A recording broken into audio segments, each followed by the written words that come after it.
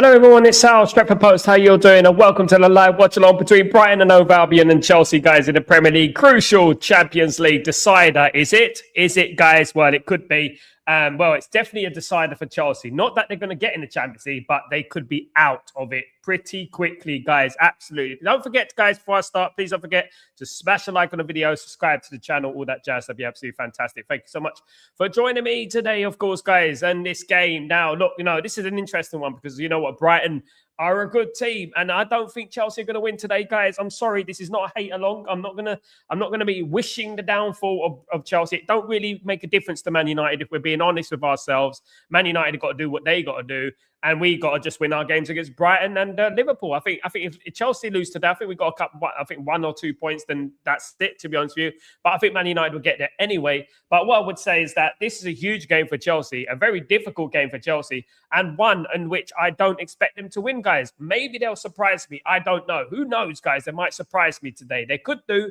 I don't think they're going to surprise me for some reason. But yeah, guys, don't forget to smash a like.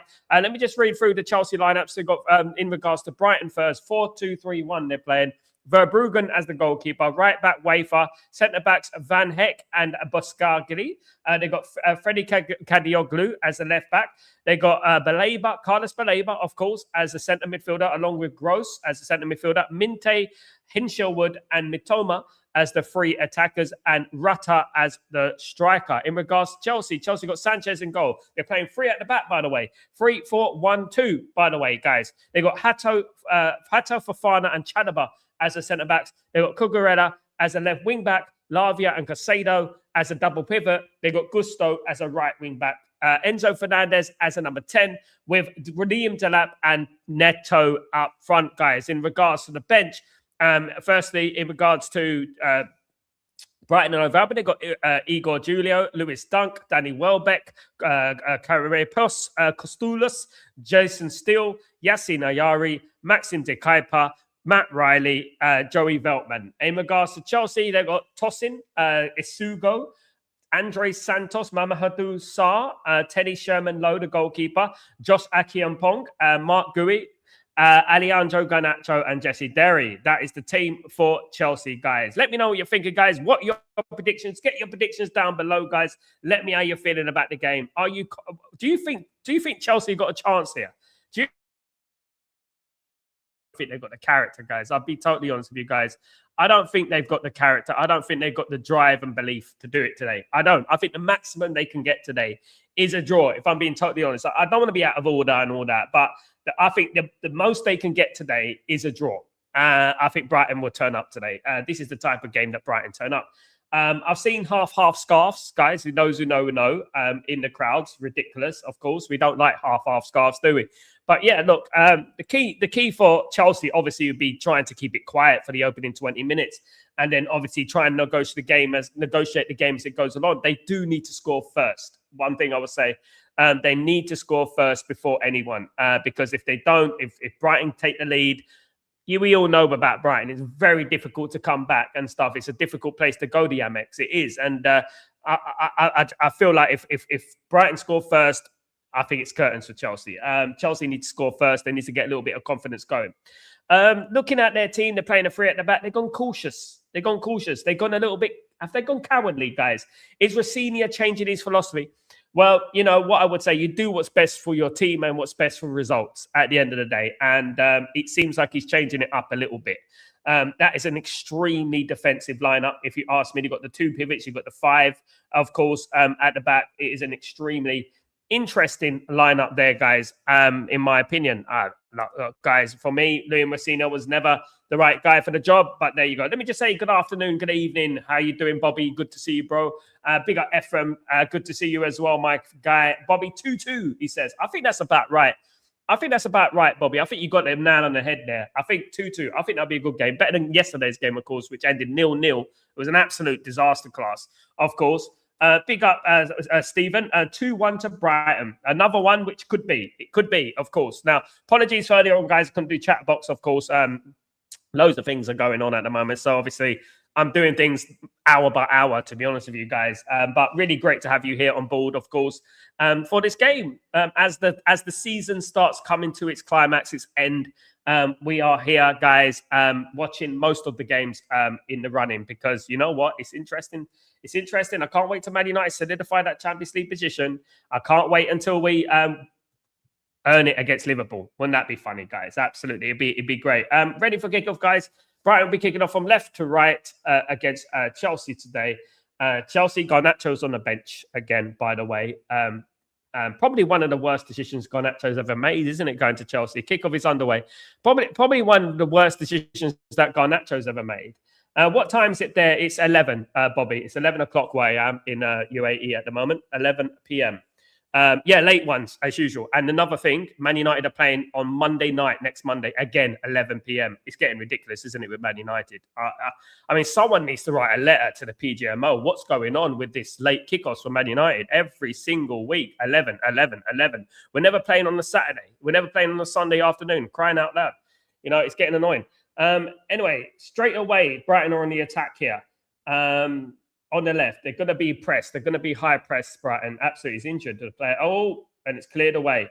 Straight away, it's cleared away. Cross comes in again, and it's cleared away again by Tosin this time.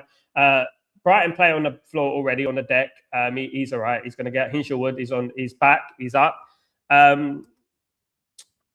It's a joke United have all these late... It's a joke, Bobby. You know, look, it weren't that bad when I was in Italy. I was in Italy 2 months, so it weren't that bad. But when I'm here, it's even worse. And obviously, I think about the overseas fans as well. People in India and people in other places like that. It's 2 in the morning, 3 in the morning, and things like that. Do you know what I mean? It is ridiculous. And someone's got to do something about it. I think Man United have had the record amount of late kickoffs in Premier League history. I heard that somewhere. Someone told me that. And I think it's getting ridiculous now.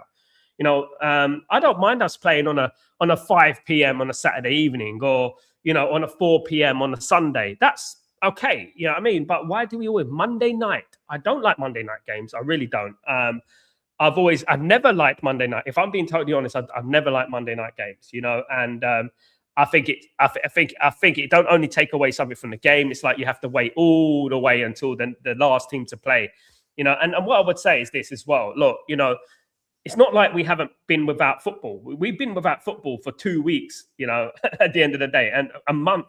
The last game was a month, you know, before the Leeds game, and playing late after that. Oh, great save by Sanchez. Was that offside? I'm not sure, but Brighton, that was a good chance, a good strike by Mitoma there. Nearly 1-0 to Brighton already. My goodness me. Brighton have started like a house on fire, of course, as we expected them to do, of course. Very close from Brighton. Great save from fair dues to Sanchez there. It was a great save there. Brilliant save from Sanchez. Oh, great save. Very good save. Yeah, that's a good connection from Mitoma as well. Oh, yeah, what a save, mate. What a save. It kept him in there. It might have kept him in the Champions League. You never know. Look, obviously, Chelsea and Liverpool are more realistic in regards to what they're fighting for. It's them two fighting each other, I think. I think Man United are home and host. I do. Chance for Brighton. It's 1-0 to Brighton. They've scored. They've scored already. Kadioglu, one of the targets from Manchester United not long ago, has scored already, and well-deserved, guys. They started like a house on fire. I knew that they would. They're 1-0 up already. Rafinha doesn't have a clue. It is 1-0 already. You know what I would say, Bobby, what I would say, guys, I'm twisting this a little bit, Bob. You know, I'm thinking that Liverpool need Chelsea to lose. Man United don't. We don't need to worry. We're good. You know, Liverpool don't want Chelsea to win, and that's the thing. And now we have to choose between Liverpool and Chelsea for the Champions League. Do you know what I mean? It is a little bit like that, because I think Man United are home and host. Like I said, I think Man United will beat Brighton, beat Brentford, and I think they'll go on and beat Liverpool at home.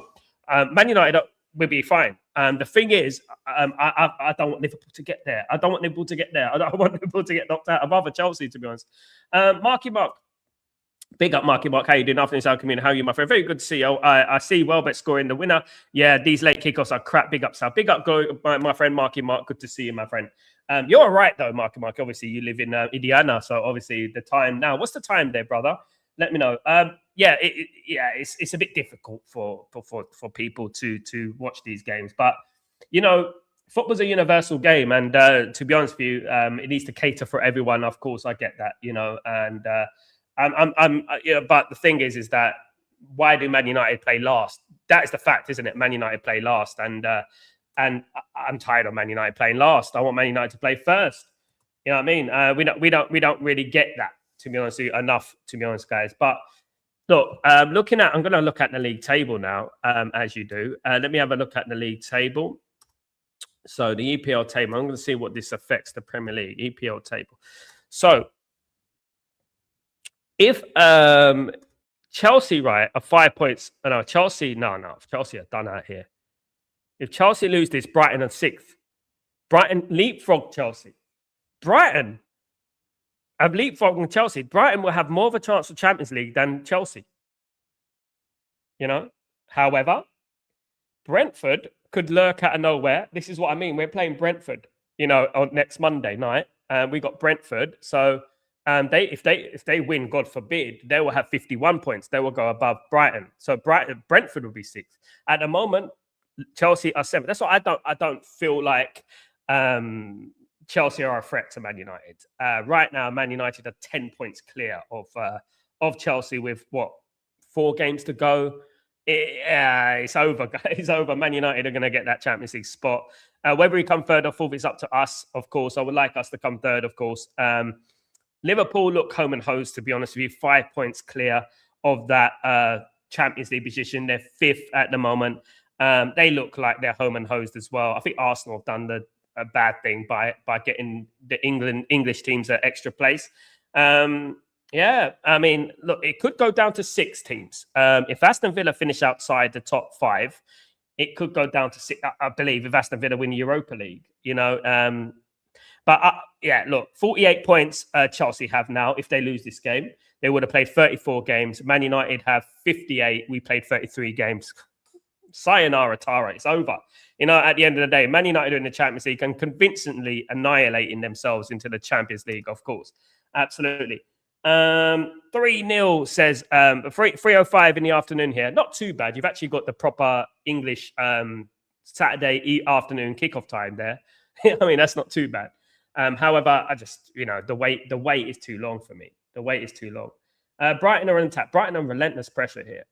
Brighton is relentless pressure. Now, there's decisions you make in football. Like one thing I used to admire about Roman Abramovich is that Roman Abramovich won't take any nonsense. He would understand when he's made a mistake, Roman Abramovich, and he will change it straight away. He will make a change straight away. He won't rest on his laurels. He will just make the change straight away. He was relentless and he was ruthless. This new ownership are not like that. They're not like that. They like Rossini. I think plainly because Rossini is a puppet, to be honest with you, and they like him. And this is the thing. Ephraim, Sal, what is your thought on United do not want to go to the for a World Cup manager? I mean, I heard about that. If they don't want to go for a World Cup manager, then obviously they're going to go for Carrick, isn't it? And that's it. Who's the only one that is not a World Cup manager? It's Areola. That's the only one we can think of that is not a World Cup manager. Look, we need to think about this critically, and we need to analyze things properly before we make our final decision. Now, in your heart of hearts, guys, and I want people to be honest, right? If we start with Michael Carrick next season, right? If we start with Michael Carrick next season, be honest with yourself.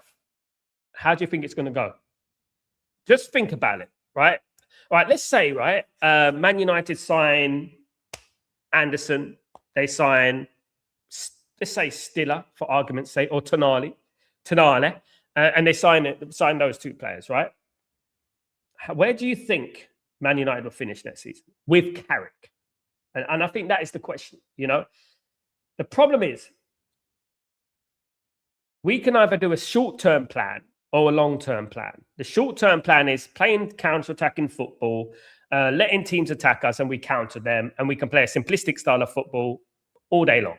Or we can get a manager in that as a philosophy that is about dominating games and pressing games and stuff like that. But it's going to take time.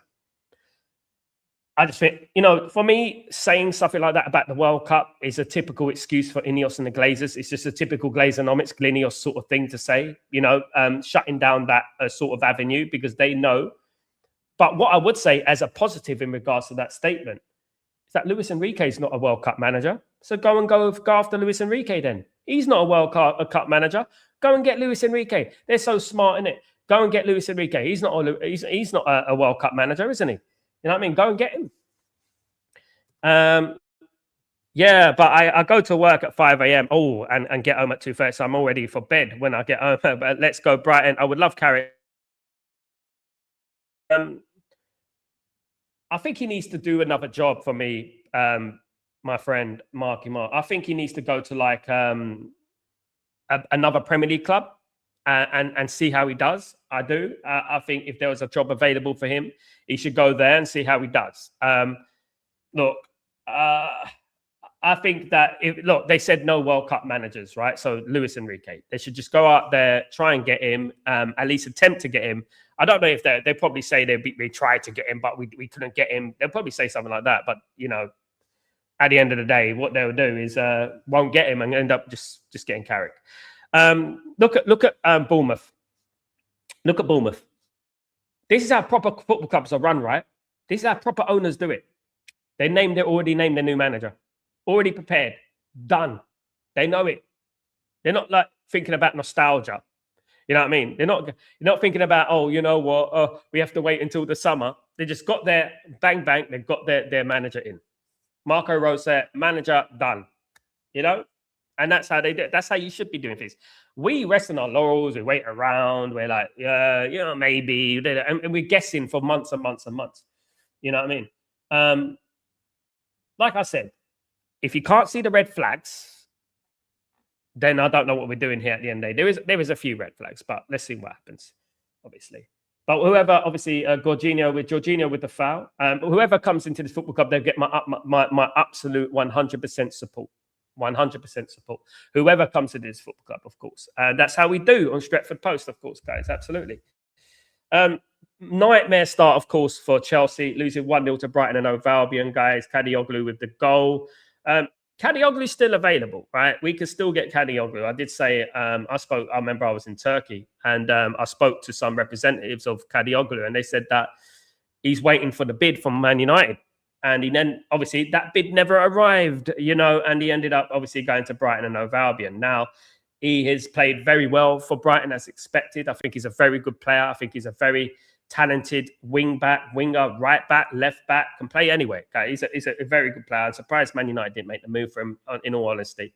Got the goal today already. Very good finish as well, playing from the right. And that's a throw-in for Brighton. Some poor play from Chelsea here. Big up, man, then. What's going on, my friend? Hope you're doing well. Good to see you. So, big up, by the way. What's up with that? With the notifications? I missed two shows because I didn't get notified. At least I've seen this one. Big up, man, them. I don't know what's going on with YouTube, my guy. I really don't. I didn't do a show earlier on. Obviously, I do every morning, 7 a.m. UK, man, them. Every morning, without foul. This afternoon, I couldn't do Chatterbox. I had a couple of things to do, but obviously, I'm doing the watch along as well. So, yeah, just check on the channel. I don't know what's going on with YouTube, to be honest, mate. I don't. Anyone else having problems with notifications, let me know. Who is getting notifications? I want to know. Who is getting notifications? Let me know, guys. Guys, could you do me a favor, though? Could you smash a like on the video? That'd be absolutely fantastic. Forgot to put a message up earlier on. Please smash a like on the video. Let's get those likes up. Let's do that. That'd be absolutely fantastic. Absolutely. Thank you, everyone who supports the channel and is here tonight. Really appreciate you all. Of course. Chelsea back on the attack here. Neto here on the ball. Thanks, Bobby, for letting me know. There's some people who the streams are not working at all. I don't know. It's just it might be a YouTube thing. I don't know, but I've had messages from people say that the streamer's not working and stuff and that, and it's you know, out of my hands, beyond my pay grade. Of course, I don't know what's going on with the YouTube. Sometimes they are funny. Sometimes I don't know. But yeah, big up everyone who sports channel. Anyways, Brighton on the attack, guys. One thing's for certain. Oh, here's another chance of Brighton. Great header, great save. Look, listen, guys, it should have been 3-0 if it wasn't for Sanchez right now. Sanchez is keeping Chelsea in the game. That's a great header, a great save. Another great save from Sanchez. He's keeping them in the game at the moment. Absolutely. Yeah. I have an Android. I do know iPhones have YouTube problems. Yeah. I have an iPhone, unfortunately. Yeah. Mandem, I get notifications for this current one, but yesterday's morning shows, I didn't get it. It's weird, Mandem. It's like they're forgetting about me. They're trying to shut me down, Mandem. They're trying to shut me down. They're trying to keep me quiet. You know what I mean? Yeah. Have you seen people who do these watch-alongs, right? They do these watch-alongs and they put these simulated videos on. You know, like these pitches with a simulated video, but they have no talking over it. I've seen content creators doing that. What frauds, man. How can you do that to community? How can you do, like, say you care about football and Man United and put a bloody pitch on the screen with a ball going backwards and forwards like a simulation game? I don't understand it. I saw it today and I was like, what are you doing, mate? Like, just talk to your look, guys. We're so lucky to watch football, guys, and you know, Man United are in such a good position at the moment. We're going to get Champions League, so we're in vibes at the moment. Do you know what I mean? We've got vibes at the moment, definitely. Mandem, Chelsea are cooked. It's a game of 90 minutes, but currently they are looking atrocious. They're going to concede again at this rate. I think he's changed his formation. Here's a chance. Oh, over the bar. It was a good chance that. For Jorginho with the chance, that was a good chance. I think he's changed his formation. He moved to 3 at the back. Strangely enough, I mean, I don't think that you should be doing 3 at the back, changing it to 3 at the back. All of a sudden, like 3 at the back, you know, it's weird. Yeah, that manager is weird. Yeah, some have been happening with my iPhone, but I blame Trump. Big up, mate. Well, pray for me, guys, because obviously things are going on at the moment, and you know, just pray for me that everything goes well. You know, looks like the old quietness is going to not be too quiet anymore by tomorrow. And yeah, thank you. It's almost like they follow me around, isn't it? But guys, yeah, big up everyone. Anyway, much love to you all, and I appreciate everyone. You know, it's absolutely fantastic to have this community. Yeah, look, you know, when my channel gets big, you're going to see what I do for my community. Do you know what I mean? And stuff like that. And I do see people with a lot of people with platforms, and they don't. It just annoys me, you know what I mean? It just annoys me because they're not doing it for that. They're not doing it for the love of the football and love of the football club, of course, you know. And that's what I would say about that. Yeah, and it's also important, guys. What I find it's very important about opinion, right, is that you don't just go with the masses. You don't just go with what's the popular narrative. You go with what you feel. And there's many people just want to cater to the masses, the narrative, the popular narrative. They don't want to go against the grain sort of thing. And that's what's the problem. You know, that's not organic opinion. Anyway, Brighton are coming here, guys. They're really dominating this game. That's a poor one, but it's going straight in the far post. And Chelsea are panicking here, guys. They're really panicking. Chelsea are having a nightmare. They really are panicking here, Chelsea. They're definitely... it's a free kick to Chelsea. A bit of a reprieve there for Kadioglu. Yeah, playing a 3-5-2. It's mad. Marky Mark. I haven't seen them play that. Is it just me, Marky Mark? I haven't seen them play that before. I don't know. It's a chance. 2-0. Oh, my goodness me. He missed that. Oh, my God. How did he miss that? It should have been 2-0. It was an open goal. You just need to blast it in the goal. That's all we needed to do. Blast it in the goal. Baleba loses the ball here, goes out wing to Chelsea. Cuguerole's on the left-hand side. Chelsea have got runners here. Oh, they're slowing it down. Caicedo, they're slowing it. Lerma, they're slowing the game down now. Lavia, they're slowing the game down now. Mandem. Also, why is it that you are actually supporting Carrick more than people that are consistently calling for Amram's sacking? What does our fan base actually want? The problem is, Mandem, is that people don't actually want success for Man United. They want success for their opinion. That's what they want. I have no worry about who was the manager for Man United, as long as it's a Man United are successful. That's all I care about. Yes, I have my affiliation to Carrick because I like Carrick and I want Carrick to succeed because Carrick is a legend. However, I'm not going to blindly support him. I'm not going to be led down, gaslighted into supporting anyone. And I'm not going to be gaslighted into not supporting anyone. I supported Ruben Amorim all the way to the end. And just as Ryan Giggs said, he left Man United in a very good position. Ryan Giggs said that, right?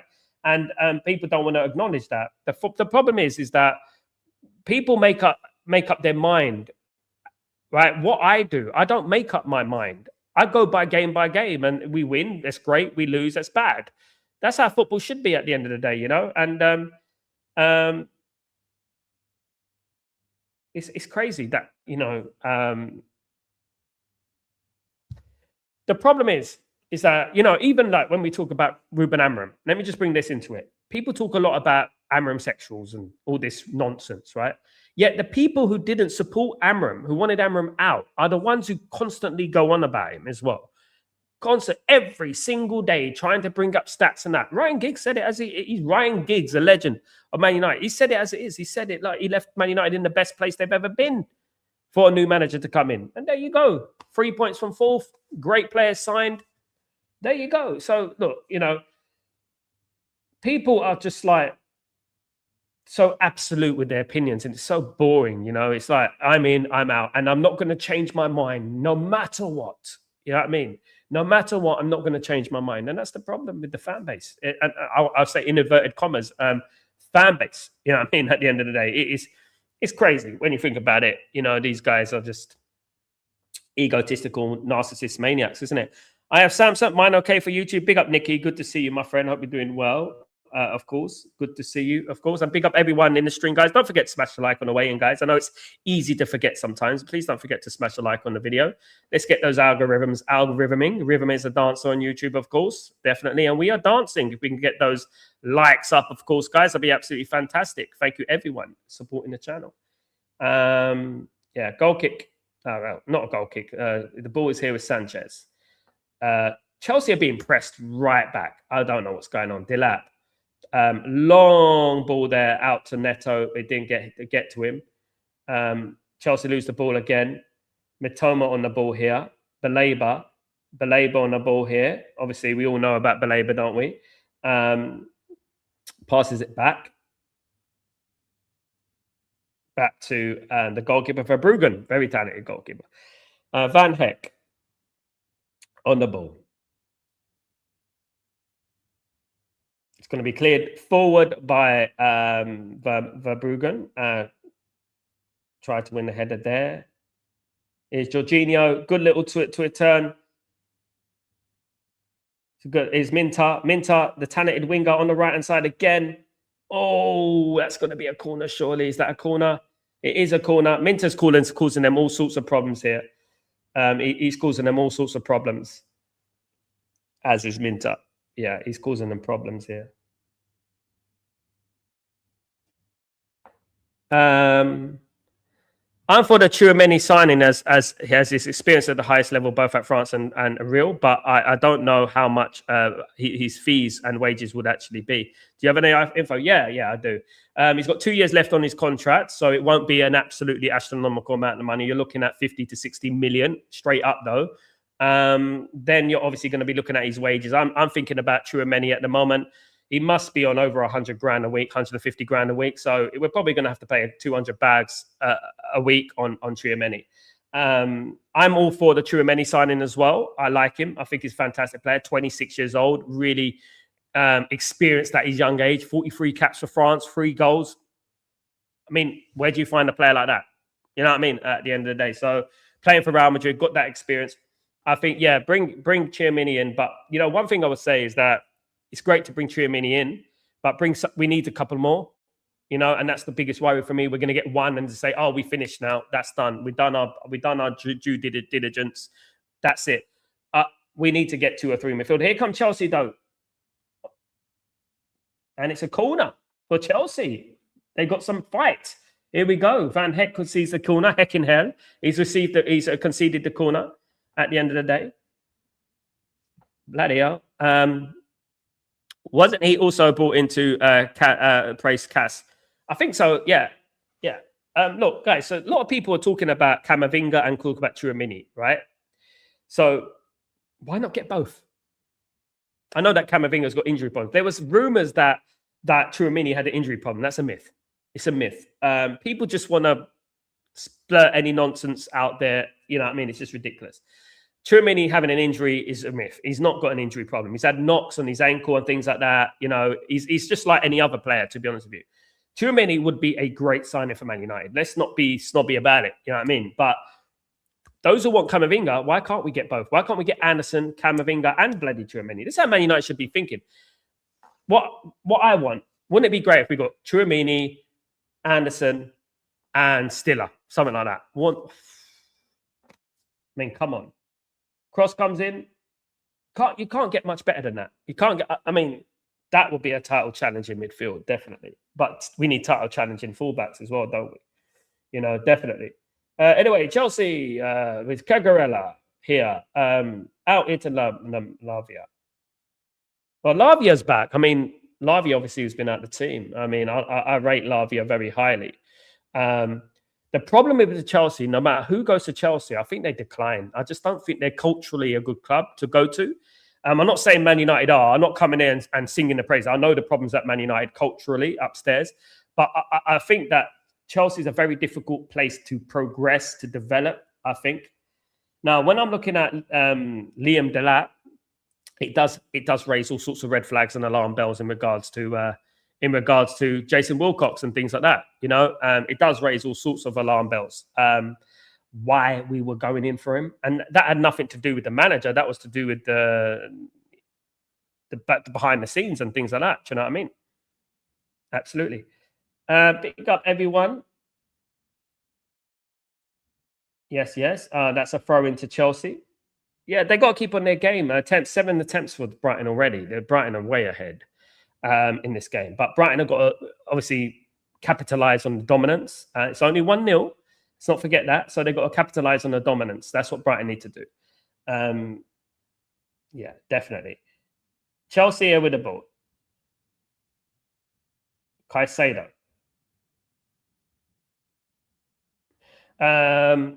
What I would say is that, you know, Chelsea are very lucky that the season didn't start in January, because I'm interested to know where they'll be in the league right now.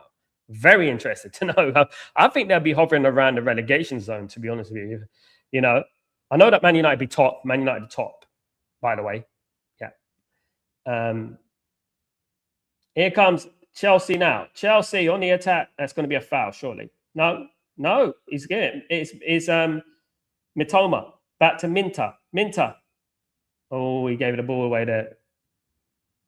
Minter's a decent player, isn't he? He's a good player on that right-hand side. Like him. You look at Chelsea, though. You look at Chelsea and you think about the strikers that they used to have playing for them. Didier Drogba to Liam Delap. My goodness me. The drop-off is generational, man. Honest to God, the drop-off is generational. When you think about the players that Chelsea used to have, you know, I mean, I think that's just generally a generational thing. I think that is a thing where talent is just really in the mud kind of thing, isn't it? I think it's in the mud kind of thing, talent and stuff. Little bit of shenanigans on the pitch there, a little bit of arguing and hargy-bargy, guys. Caicedo's not having it. Wouldn't mind Caicedo. Can we have Caicedo? He used to play for Brighton, didn't he? Cost them 100 million from Brighton. Caicedo's a lot smaller than I envision him. You know, when I see Caicedo, I always have an image of Caicedo as this big player, this strong player, but he's actually quite small, you know, and yeah, looking at him there in front of Van Heck, you know, he is quite small. Anyway, Neto was on the floor. Lots of play acting here for Neto, not having it. Which players would you take from Chelsea? That's the one.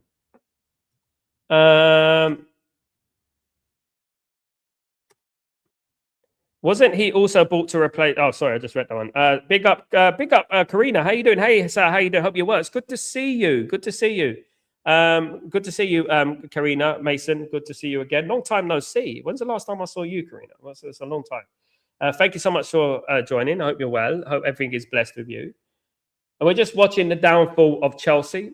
You know, I don't need to hate watch on Chelsea, because Chelsea, it's more like a sympathy watch. Welcome to the sympathy watch for Chelsea, guys. The thing is, Chelsea, they came at us with such chest, right, at the beginning of the season. And, you know, just such an opportunity. It's just such a sad state of affairs, isn't it, with them? Definitely is. The amount of money they've spent. I mean, the way they do things, guys, the way they do things is absolutely diabolical. Oh, that almost went through there. If he just got a little bit more power on his ball there, that was there. Anyway, Chelsea got it here in the middle of the pitch. A little bit of space for Liam Delap.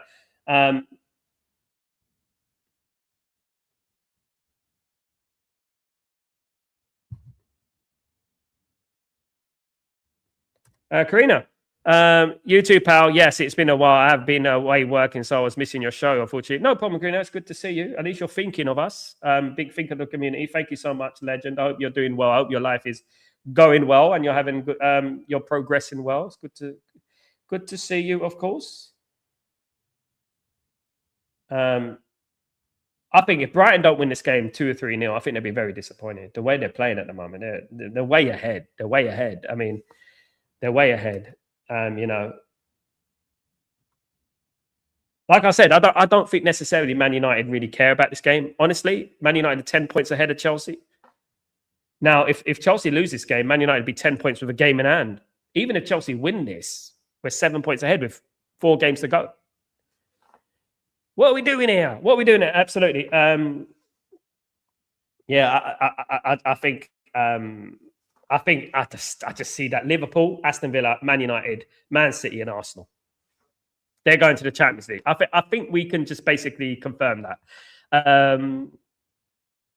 Brentford still have a chance. So this is one thing that we have to be very, very wary of next Monday. Is that Brentford can still qualify for the Champions League, believe it or not. If they win their game against Man United, God forbid, touch Maradona. Yeah, if they win their game, right? They got 51 points. Liverpool have 55. You know what I mean? Just saying. They could possibly get in the Champions League, you know. They'll be thinking that. So Man United need to be ready and they need to be up for the fight. They can't just go into this game thinking, we're playing Brentford. Brentford have got nothing to play for. Brentford have got a lot to play for. And if they haven't got Champions League, they're going for that Europa League spot, you know. And it'll be a huge achievement for a club like Brentford. And well-deserved. Honestly, well-deserved to Brentford. I admire Brentford, right, for what they've done, how they've managed their club from the top to the bottom, the players that they bring in, the talent that they bring in, the Imbrumos, you know, the Thiagos, Igor Thiagos, and these kind of players, you know, the Wiesers, and honestly, the Norgards that they had, you know, they do things very well, and we've got to be prepared next Monday. It would be great if we could just wrap up Champions League football against Liverpool. That's what I want, you know. And I want Liverpool still to be fighting for the Champions League. I don't want them to be in it. I want them still to be fighting for it, you know. Anyway, Caicedo.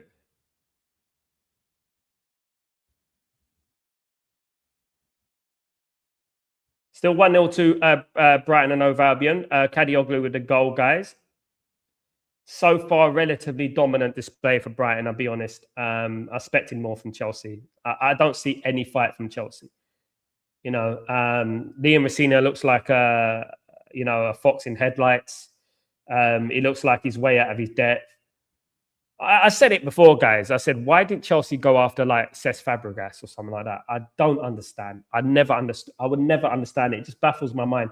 Used to play for Chelsea, doing incredibly well for Como. You know, tactically, he's more of a Chelsea type manager, in my opinion.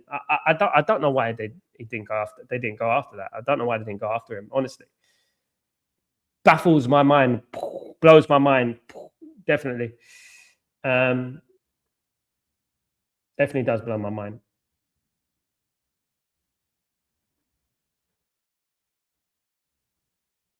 Is Brighton again constantly in the Chelsea half here, guys? Constantly in the Chelsea half. Long ball, and it's cleared away. He lost the ball there. Mitoma lost the ball. Enzo playing as a number 10 is interesting. Enzo Fernandez. I always saw him more of a central midfielder. I think it's a little bit weird. He's a good player. Don't get me wrong. Very good player. I mean, I remember when he was at Benfica and everyone was going after Enzo Fernandez. And, you know, one thing I would say about Benfica, can I be honest with you guys? When you sign players from Benfica, it don't necessarily work out, you know, a lot of the time. I'm trying to think about a player that left Benfica and went somewhere else and became a success. Guys, can you tell me any player that's left Benfica in the last 10 years, right, and become a real success? I mean, Darwin Núñez went to Liverpool. He was, you know, rubbish. Trying to think. No, what's the player that used to play for Chelsea on loan? The striker? Not João Gomez, the other one. João Felix. João Felix is another one. He didn't do well, did he? You know? I think there's a difference between Sporting Lisbon and Benfica. I know they're both in Lisbon, but I think Sporting are more prominent with development of players, in my opinion. Like, I look at Sporting now and I think, yeah, Diamande, Ignacio, Hoyman. There's a few players in their team that I like, you know. I always get a little bit of dodgy feelings to think about Benfica. I don't know where it comes from. I think back in the day when Benfica weren't doing as great. I remember when Benfica, I think they signed Poborski or something like that from us. I can't remember, but they weren't doing that well. Not as well as the Eusebio days and things like that. And of course, 1968 Champions League final, right? It's a chance for they weren't doing that well. And I think I still got this vibe about them that they're sort of like, yeah, sort of club. The mere sort of club, you know. I think Sporting Lisbon and Porto are more, especially Sporting Lisbon. I think you can't go wrong with Sporting Lisbon. So the last Benfica player to do well after leaving Benfica and going to a major league. I would like to know. Absolutely. Anyway, here come. Big space for Brighton here. Massive chance for Brighton. He shouldn't have passed there. He's too slow.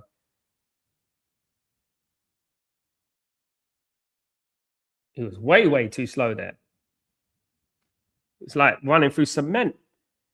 Why are they booing Kogarida? I thought he left it on good terms. Did you see the quotes? Oh no, I thought you meant Chelsea. I don't know if he left on good terms. I mean, are they booing Caicedo? Are they booing Caicedo as well? I don't know. I've got it on mute. I don't know. Because obviously Caicedo came from Brighton as well, didn't he? No, maybe he said something. Maybe he said something before he left. I don't know, but yeah. It's a great thing about Man United, isn't it? We're very classy. If you leave the club, all right. If you leave the club on good terms, we're cool. You know what I mean? If you become like Garnacho, we're not. And that's a corner. Cucurella, funny enough, giving away the corner for Brighton. Brighton have got a corner. Honestly, Chelsea are playing like a championship side. I'll be totally honest with you guys. The press has been relentless from Brentford. I'm very impressed with their press, man. Very impressed with their continued possession-based press. That I don't think Chelsea have any answers for it. And I can see Brighton getting the second and the third. I really can. You know, I mean, I don't like to be the bearer of bad news here, but they're going to get another one in a minute. I'm telling you. They only booing Cucurella. As for Sanchez, they only just mocking him. It's a goalkeeper, isn't it? You know, I used to go to Leyton Orient sometimes. Leyton Orient used to be my back garden team. I worked for Leyton Orient as well. I've done a lot of work for League One and League Two. Guys, I worked with some players as well. And sometimes I used to go and give my support. I used to go to Leyton Orient and I used to be behind a goal sometimes. I used to give my support. And this is way back. And I remember, like, whenever there was a corner, you were so close to the plate. There were two, and you used to hear what the goalkeepers used to say. Like, there was a game between Leyton Orient and Reading many years ago, and Shaka Hislop, you remember, played for Newcastle, legend, played for Reading that day. He was playing for Reading. It was like get the ball fucking away, get it away, fucking hell, get it away. And he'll be like, you can hear everything they're saying. I think one of the funniest things is like, is whenever they will see someone who is ginger, is red hair, they go, oh, get out of here, you effing ginger toilet and this and that. Good. That's what they said. I don't condone that language. That's what they said. And unbelievable. It used to be so funny. But the goalkeepers used to get so much abuse. It's unbelievable. Yeah, unbelievable. I've seen some funny things down at League One games and League Two games, actually. I've seen Matt Letizia when he's playing for Southampton, I got kicked in the... I've actually had a ball kicked in my face by Dennis Bergkamp. Yeah, pretty hard as well. Chance for Chelsea from the corner. And that was just before Arsenal won the double in 98. That was just before that. It was a friendly. It was the season before that. 1-0, they won Arsenal. He did say sorry, fair enough. But that's what happens when you're in the front row. You know what I mean? You know, when I was in the front row for Stretford, then, you know how many times the ball has been kicked at me? I mean, it's just amazing how many times it end up going. There's loads of people there end up going straight boof on my mush. Straight. I did. I put my hands in front. But yeah, there's been a few. I've seen a few. We got about 4 minutes to half time, guys. Chelsea is still winning by a goal to nil, courtesy of Brighton. Sorry, are still winning by a goal to nil, courtesy of Kadioglu's strike. Well-deserved start for Brighton. There should have been. I mean, Brighton should be 3-0 up in this game. I'll be honest with you. If it wasn't for Sanchez with a couple of saves, though, Brighton would be about 2-3-0 up right now. Definitely, 100%. Here come Chelsea, though. Chelsea trying to change the narrative. Is Caicedo to Enzo. Back to Caicedo. Greg, what's going on, my friend? Hope you're doing well. Sal, is Orient and Tremini really for Sal?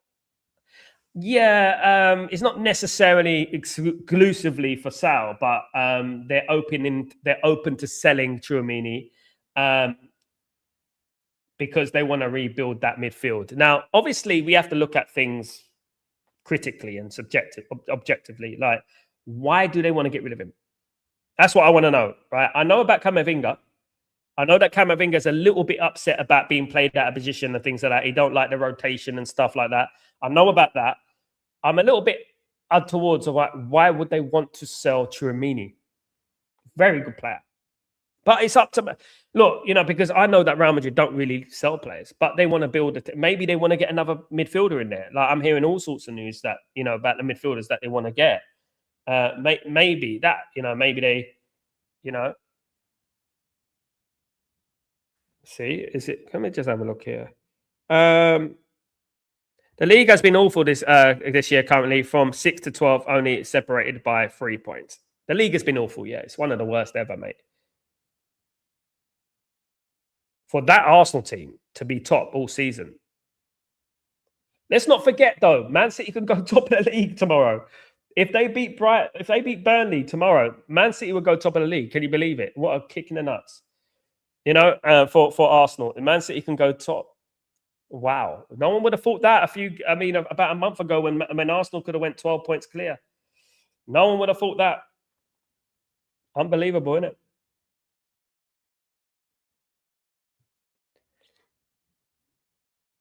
Yeah, big up everyone in the stream, guys. Hope everyone is doing well. Thank you, everyone, who joined me today. Really appreciate you all, of course.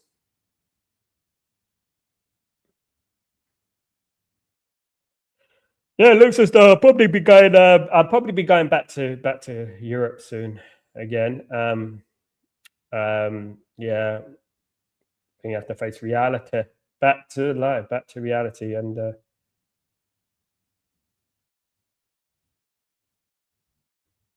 is a chance for Brighton. Brighton on the left-hand side.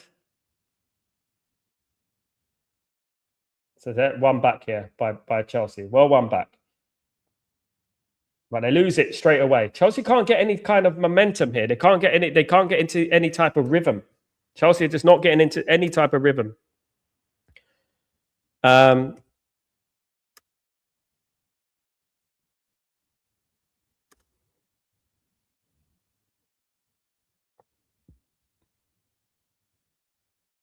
Yeah, Brighton will be ahead of Chelsea if they win this game.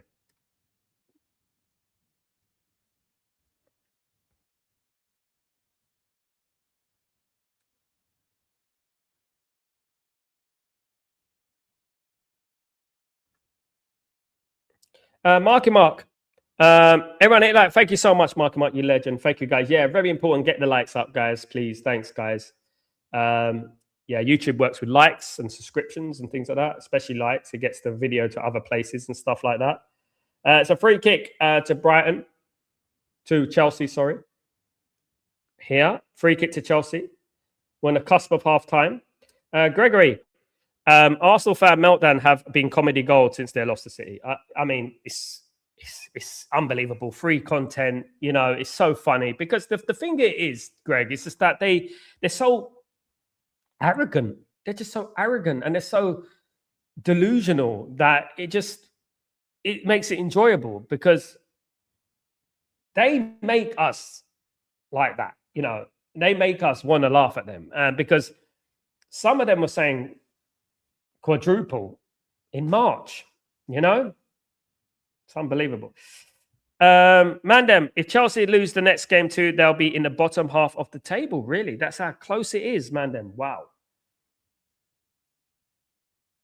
Wow. This is why it's important that Man United, Brentford, Monday, win the game.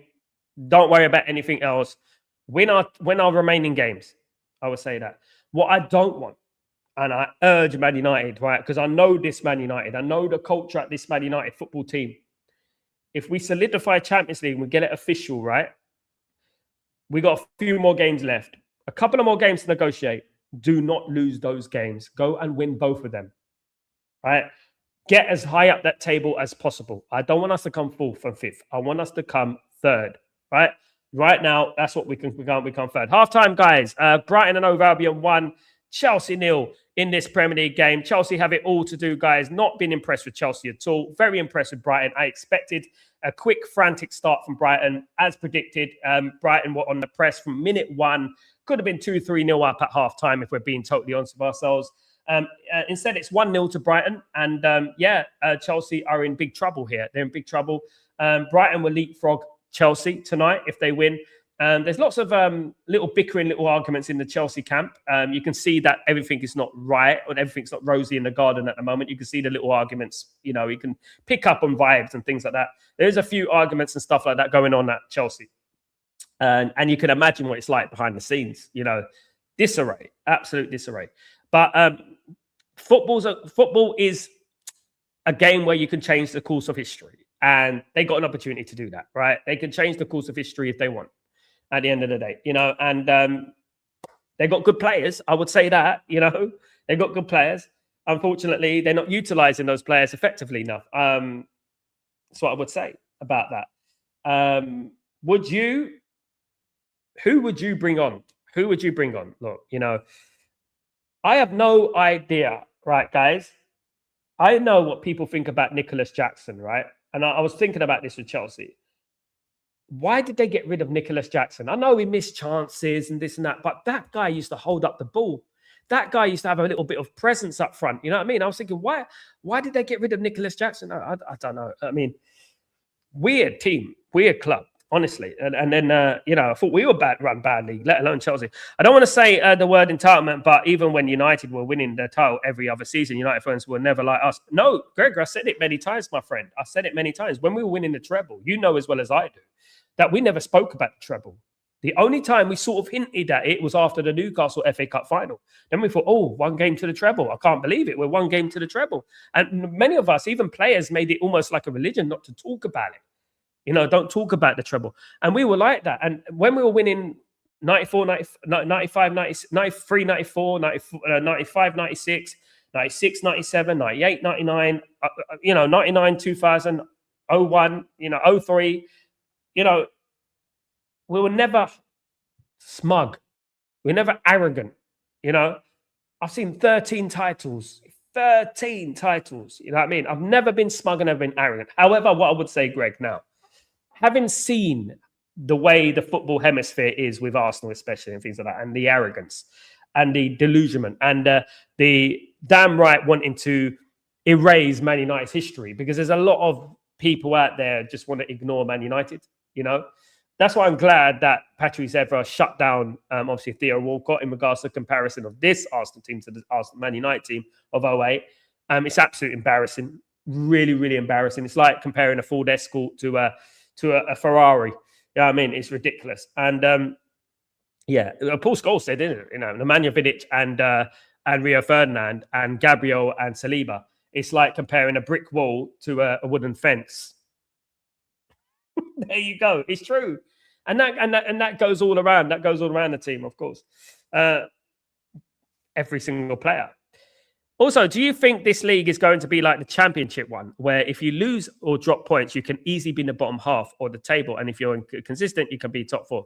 I think it's already like that, man. I'll be honest with you. Like, people were saying, if Man United lose, like about a week ago, they said if Man United lose their next 2, Man United could be down to like 8th.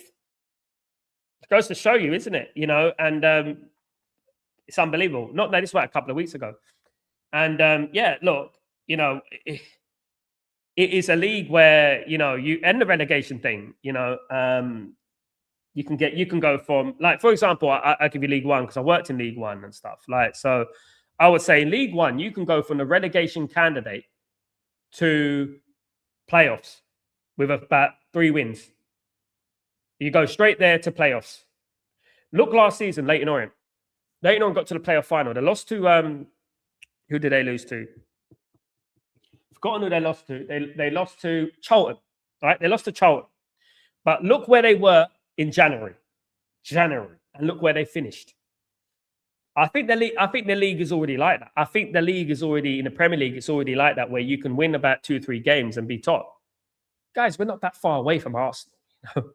We're not that far away from Arsenal. We're not that far away. When you consider the games that we dropped points in, if we could have converted those draws into wins, losses into draws, who knows where we would be? It would be a lot closer, that's for sure. Like, for this Man United team to be 3rd, even I'm like, well, we're 3rd. I can't believe we're 3rd. Us. You know what I mean? All the mess that has gone on at Man United. You know what I mean? Mandem, what amazes me more about Arsenal fans is how they usually pick and choose trophies as if they've consistently been winning the Premier League Champions League. We call it out on the streams, but they label us as haters. Haters is a tag that losers use on winners. You know what I mean? We give it constructive criticism. That's what we do. We don't hate Arsenal Football Club. We mock Arsenal fans because of what they are, what they say. As I said, they're bigger fish to fry. We've been there before. We've seen them say that before. That was a quote from years ago. Bigger fish to fry, and people made fun of it. They got bigger fish to fry. As I said many times this week, they're starving out here. They will accept any fish, guys. A goldfish. You know what I mean? They will accept that because they haven't eaten.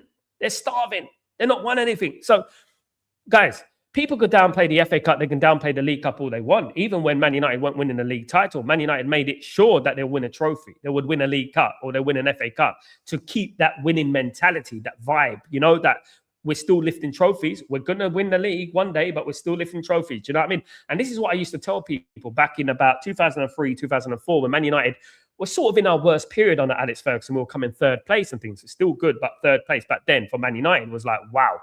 You know, so what it was is that I used to tell people used to tell me, oh, Sal, you can win the League Cup. You can win the FA Cup. Who cares about that?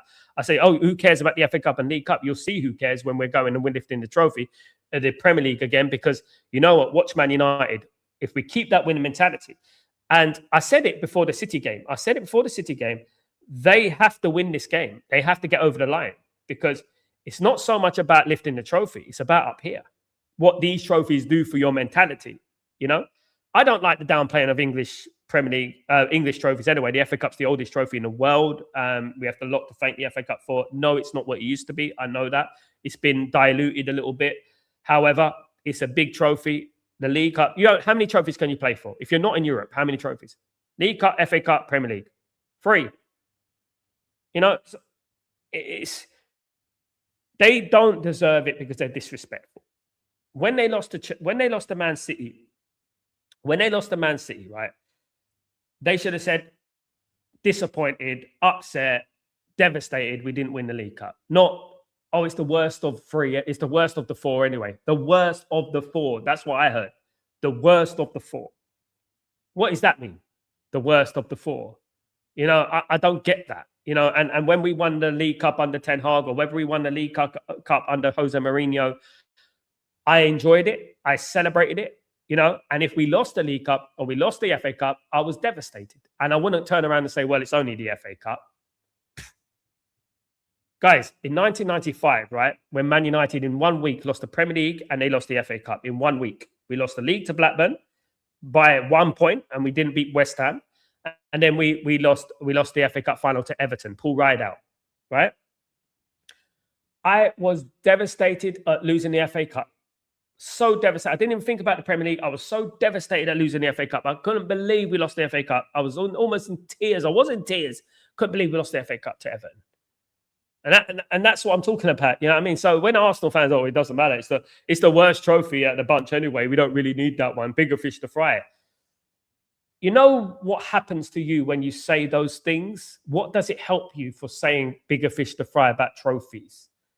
Be grateful. Number one, be humble, be grateful that you are in that position, because there are teams in the lower division that will rip your arm off to be in that position that you're in, right? Teams that are fighting for survival in the lower divisions and things like that. And you're basically saying, oh, we've got bigger fish to fry. Mate, honestly, goodness me. What I would say is that they have been fried. And if they win nothing this season, it's down to them. It's down to them. And it would be the biggest bottle job in history of football. It would be. Because Man United have bottled it many times. We bottled it in 2012 when we were 8 points clear, and we just needed to beat Wigan and we lost, and that's what, we bottled it, but we never. Man United, one thing is they were already proven that they can get over the line. That was the difference between Man United and this Arsenal team. Man United had proven that the next season they're going to win it anyway. Don't worry about that. No, but we bottled it that season. But this Man United team have already been over the line. This Arsenal team, they've got the ego of Real Madrid and the trophy cabinet of Everton. You look at who's won trophies before Arsenal in the last 6 years. Arsenal fans can't argue West Ham fans, because West Ham won the Conference League. I don't care how small the trophy is. They won it. Arsenal fans can't talk about the Europa League because they've never won the Europa League. And when they did get into Europa League final, they got slapped up by Chelsea 4-0. You know what I mean? So they can't talk. When we were in the Europa League, Jose Mourinho was talking about football heritage, because the Europa League is part of football heritage, right?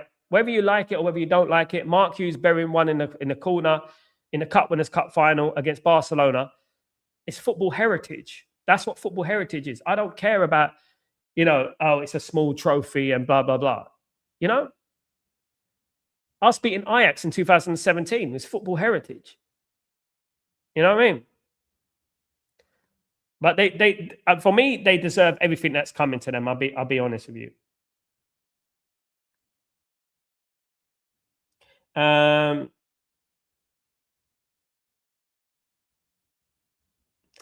Greg, it simply can't be a London thing, can it? Most other clubs in London have more realistic fans. I said it many times, Greg. If you're raised and born in London, there's a thing that you get if you're an Arsenal fan. I don't know what it is. It's almost like an infection, right? It's almost like a mental thing that needs to be diagnosed. I don't know why it is, Greg, but being raised in London, all Arsenal fans are the same. All of them are the same. Like when I was at school in the 90s. So basically I was in year 7. I was, in 1990, 1992, 93, 93, 94, 95, 94, 95, 95, 96, 96, 97, 98. I left school in 1998. And I left school just when Arsenal won the double, right? It was just at that period. I was going to go to sixth form college. It was just at that period when Arsenal won the double. Now, bear in mind, 96, 97, we won the league, right? 95, 96, we won the double, right? 94, 95, lost the league to Everton and Blackburn, right? 93, 94, we won the league, right? 92, 93, we won the league, right? 91, 92, we lost the Leeds. We came close, but it didn't happen. Not once during that period up until 1998 was I smug, was I arrogant, was I rubbing it in their faces, was I, never. In fact, I was the opposite. When we would beat Arsenal, I say, unlucky, mate. You played well. I just feel like we were the better team on the day, but unlucky to Arsenal. They could have done. I was very nice. I regret that to an extent. But when Arsenal won the league and cup double in 1998 with Anelka, with Bergkamp, which I feel was the best Arsenal team. By the way, the best Arsenal team was that team, not the invincible team. When they won it in 1998, they gave me absolute hell. They rubbed it in. They just went on and on and on. It was my last year at school, and they went on and on about it. They write pictures. They drew pictures. They did this. They just went over the top. And about class when you see things like this, right? When you see things like that, about class. And even then, I took it upon myself to say, well done, Arsenal. Congratulations. Now, I'm not lying when I say to people, right, that I've only ever had one compliment about Man United from an Arsenal fan in 40 years. And I've worked with Arsenal fans, right? One compliment. When that compliment was? I come back from the treble. I was at the treble a day after the treble. I come at my house. My friend who lived next door, he's a big Arsenal fan. I had loads of Arsenal fans next door to me. He opened the window. He opened, those double glazed windows. He opened it and he looked out and he said, Sal. I go, what? Big up. And he goes, oh, I just wanted to say, yeah, congratulations on Man United's victory in the Champions League. You're a very good team. I'm like, and that was it. I was like, no shit, Sherlock. We just won the treble. Yeah, I know we're a good team, mate. But I didn't say that. I said, oh, thank you. No, but in my head, I'm saying, yeah. But that is the only compliment. And I tell you guys, I can remember it to this day. And you're thinking about it, it was 27, 28 years ago. You know what I mean? When he done that, when he said that, yeah. What can I say, guys? That's Arsenal. Football changes fast. With good recruitment, we can surely challenge for the league. That's why week in, week out, we call for the owners to recruit better, to give us a fighting chance. Because if they truly, Garnacho's coming on for Chelsea, guys, if they truly care about success, right, they will know that success breeds profit. Success organically creates profit, and that's what I would say. If they truly cared about this football club and they truly cared about making money, they could make money if they were successful. They could build a stadium by themselves if they were successful, without having to rely on government money. Unfortunately, we don't have an ownership like that. And they just feel like short-term gain, Gee, Chelsea had an XG of 0.4. Bloody hell in the first half. Their stats are atrocious. They're playing badly, mate. I honestly don't think they're playing for the manager. I'll be real. Look at Garnacho's body language. Hand on hips. Hand on hips, guys. It's a sign. Hand on hips. When you got hand on hips, I was always told, as a footballer, take your hands off your hips. You know what I mean? Take your hands off here. What do you think this is? Rock a Horror Picture Show? Get your hands on your hips. Yeah, look, I've always told, don't put your hands on your hips. Yeah, body language is everything.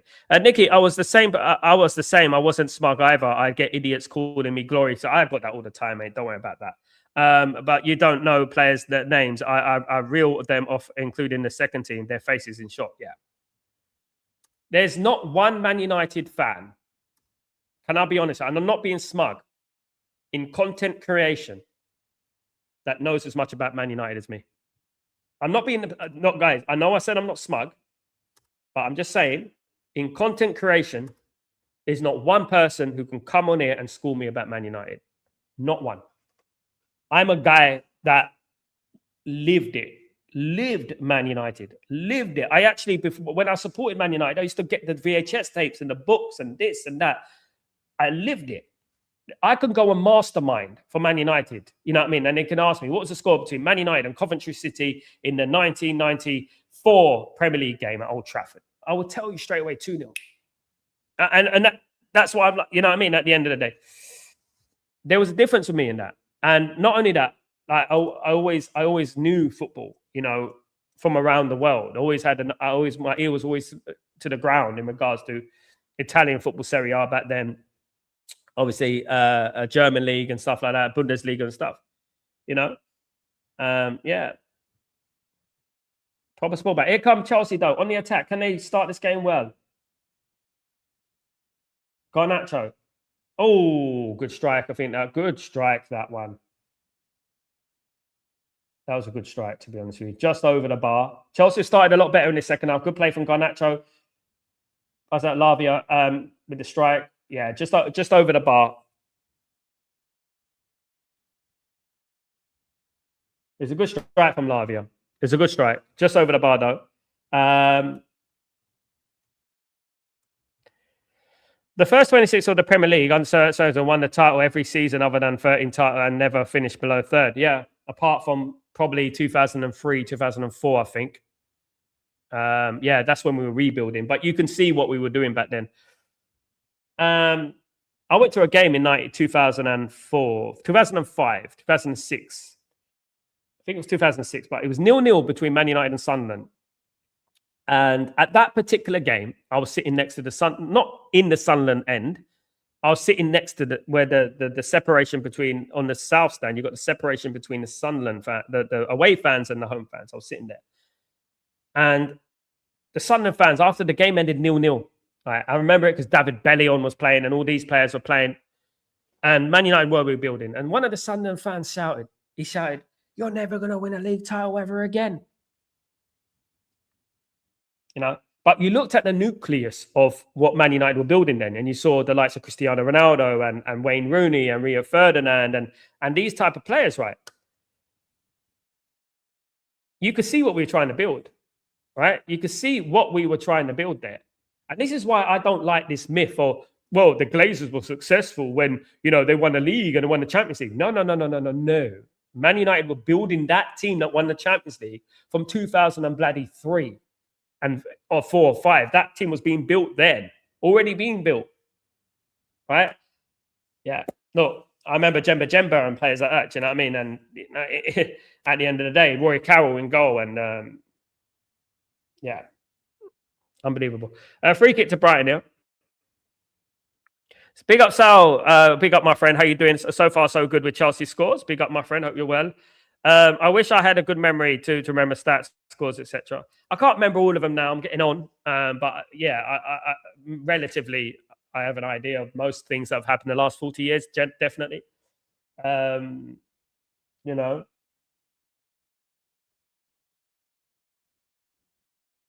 Like I can name off the cuff the Man United teams of all the way through the 90s and all that, or every single one, you know.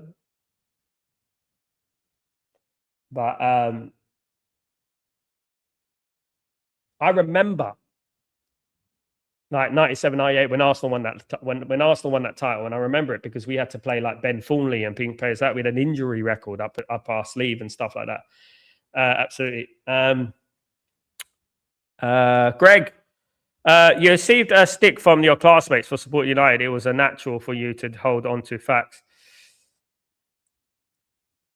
I supported United because I didn't like Arsenal.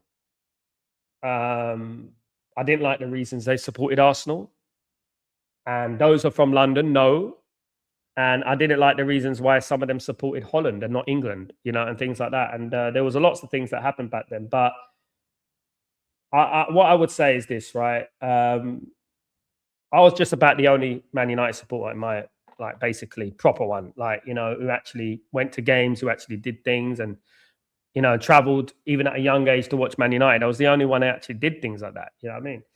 Then I can remember. And the thing is, I didn't just start supporting Man United after they won the league in 92, 93. You know, I started supporting Man United before. You know what I mean? We're talking about, I watched the Cup Winners' Cup final against Barcelona. I watched them, you know what I mean? I watched that, and I watched before that. I watched us come close a couple of times in the Premier League. I watched us lose the league to Leeds United. You know, I watched it.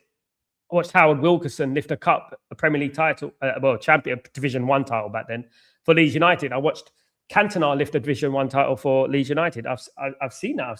I've seen these times, man. These difficult times. I've been at the time when they wanted Alex Ferguson sacked. Some of the fans. I've seen the banners.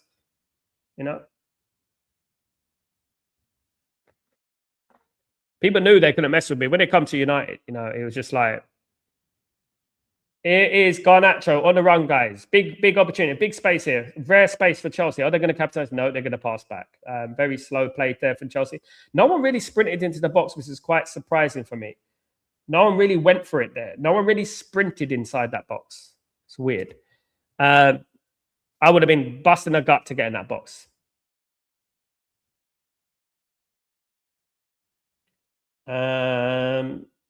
Chelsea with the ball.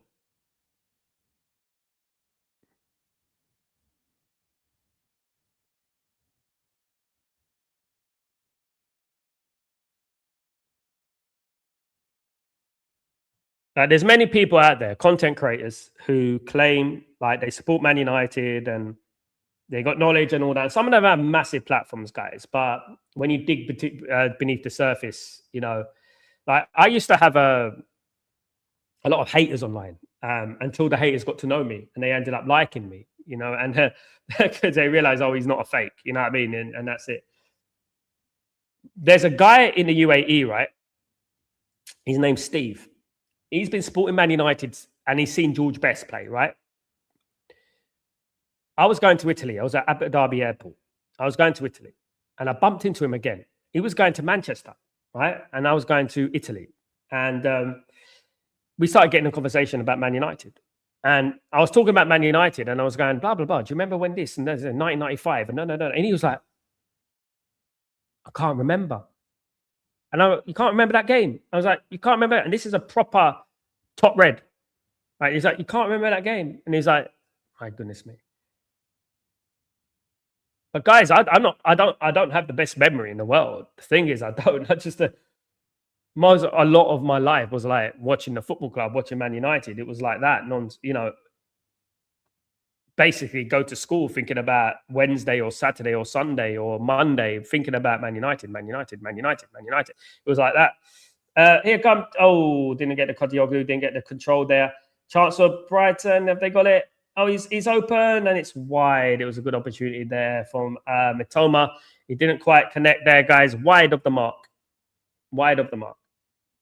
But I've always said, guys, and I stick by this, right? When you support any football team in the world, right? Especially if you're not from that town. Like, I'm not from Manchester. I'm from East London, right? Especially if you're not from that town, you should always take it upon yourself to learn about the football club, the culture of the football club, the history of the football club. I think it's very important that you do that when you start supporting a football team, no matter who you support. And as I said, in particular, if you are not from that area, right? They're claiming handball, Brighton. He's not having it.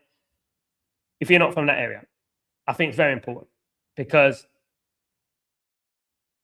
my friend, he was my best friend who made me support Man United. It was my best friend, right? And it was the late 80s. And he made me support them. And thank God he did. As I've said this story many times, my older brother was a big Spurs fan. He still is to this day, right? And he tried to make... And my dad's best friend was a West Ham fan. Still is a West Ham fan. And my dad's best friend goes to every single West Ham game. He's been to almost every single West Ham game for 50 years, right? And he tried to make me a West Ham fan. He actually took me to a West Ham game. And I said, I didn't like football back then, right? When I went to that West Ham game, it's like late 80s. And I weren't really in it. And then when I went to West Ham, I even more drifted away from it. I drifted away from football. Until my friend started showing me the history about Man United and started showing me about, obviously, here come Brighton. Big chance here. 2-0. 2-0, guys. Hinshelwood has got the goal. It's 2-0 to Brighton, and that is sayonara to Chelsea, guys. Their Champions League hopes hang by a thread, guys. It's 2-0 to Brighton now. Brighton and Hove Albion 2. Chelsea 0, guys. Absolute devastating. That was poor from Brighton. He looks to shadow himself almost like, yeah. I forgot as well. Goodbye, Chelsea. It's all over for Chelsea. They're claiming a foul on Garnacho. They said he trod on his foot. I don't know. It's a bit soft. They're claiming a foul on Garnacho here. I think that would be a bit soft if you ask me. They can't.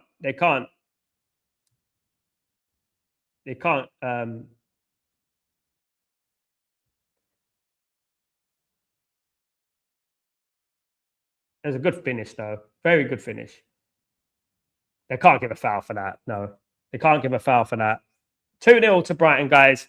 Chelsea, look, guys, I said it. Chelsea are not a competition anymore. Chelsea are somewhere else. I said it. We're 10 points ahead of Chelsea. We've got 4 games to go, guys. There's no chance. Chelsea are not getting us now. It is official. If Chelsea lose this game, Chelsea cannot go anywhere near Man United. Nowhere near. Nowhere near.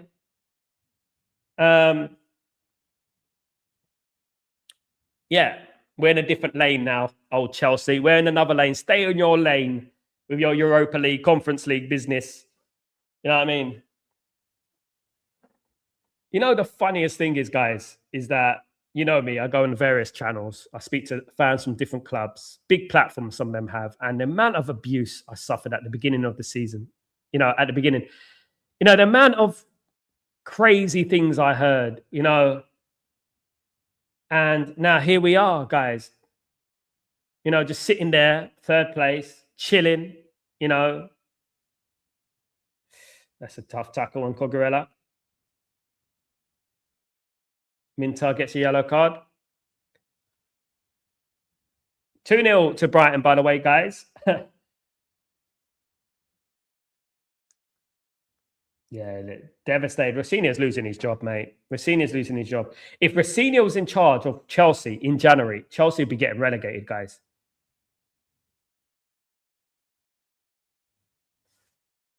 Actually, it's important to... Let me have a look at this, right?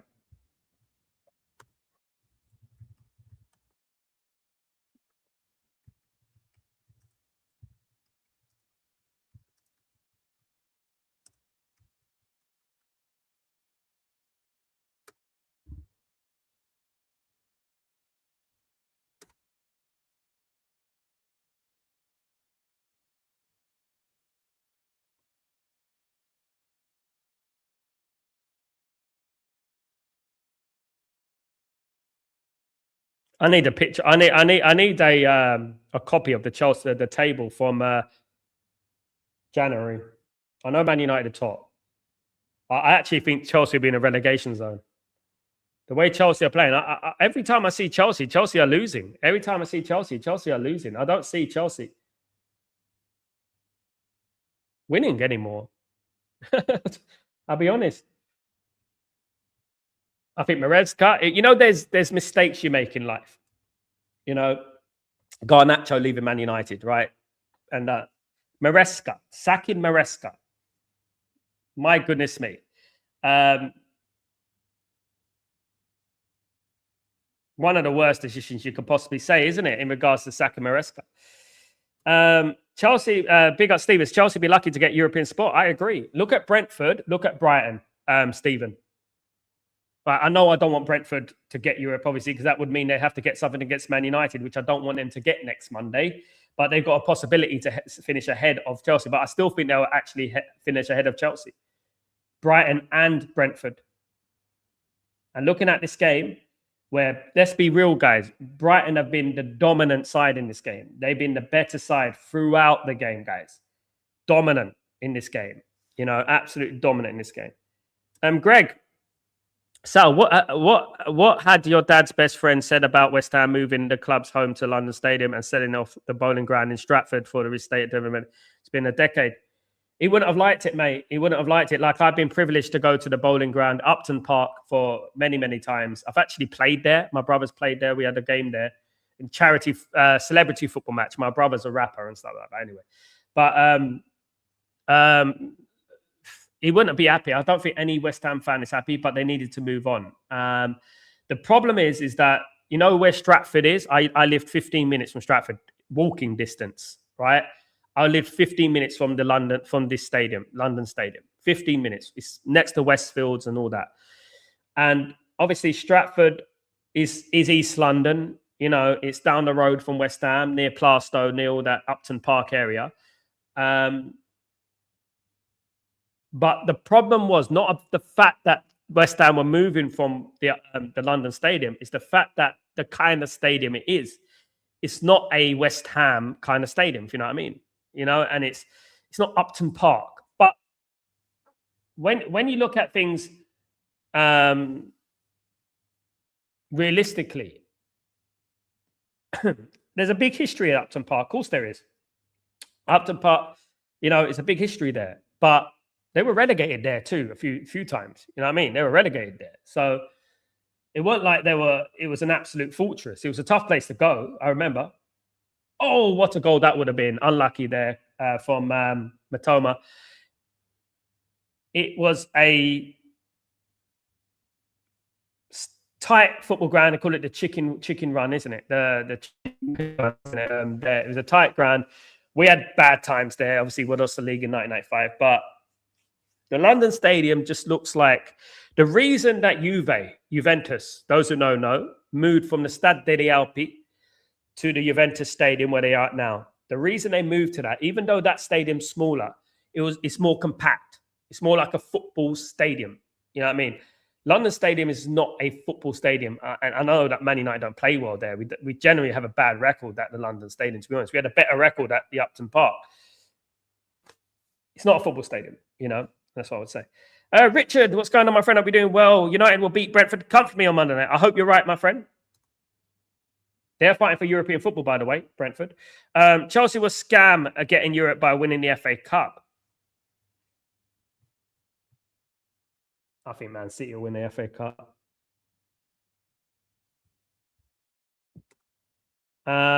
Olympic Stadium is not a proper football stadium. It's it's an Olympic Stadium. Well, the London Stadium was an Olympic Stadium, though, wasn't it? The Olympics were there in 2012, you know, so it is an Olympic Stadium, and it was never fit for a football ground.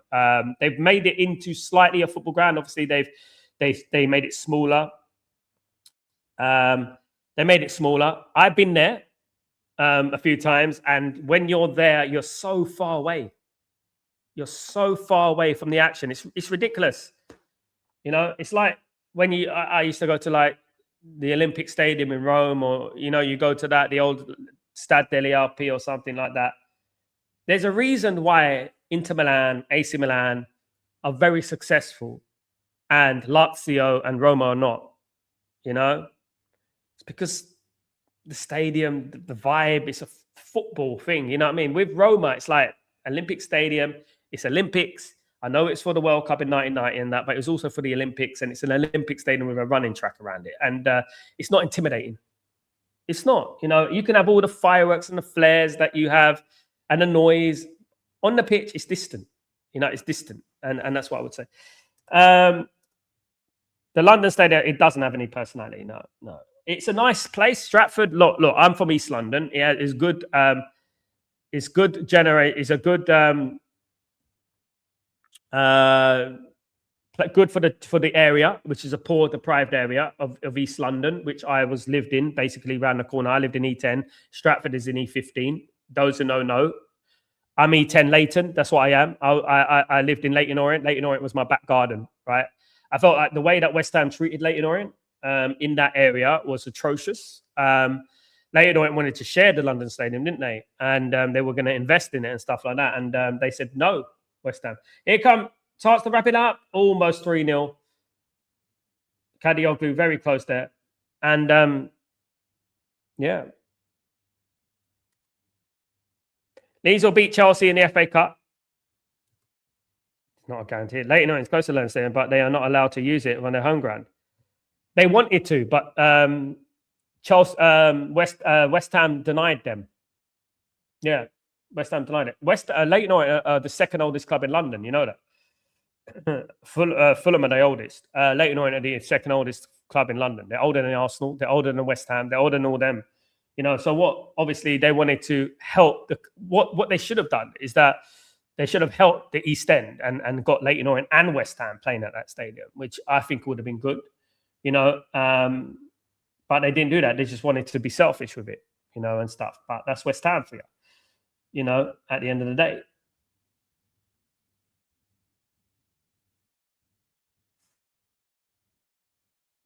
Big up, Red Man. Big up yourself. Belabor is playing really well. I haven't noticed him, Rick Man, at all. I think Kadioglu's been the man in the match so far. I think Hinshelwood has been good. I think he's done all right. I don't think he's been really well. I think he's been all right. I think there's a couple of standout performances. Richard, get the Champions League play sorted in the next 2 games, Sal, and then put some of the youth players. I don't know, Rich, because I want to finish third. I agree with you. We should play some of them, but don't start them. Bring them on as substitutes. I want to finish third. I think it's very important. But guys, Chelsea are crap. Like, you know, I mean, at the end of the day, I'm looking at Chelsea from the minute 1, they were crap. Definitely. So corner to Brighton here. Cross comes in.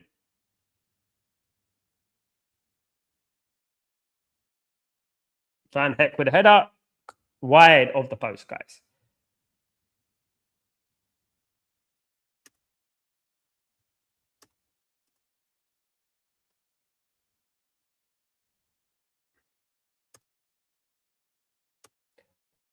Now, we've got about 23 minutes left of this game, guys. Yeah, you got there, Greg. Absolutely, yeah.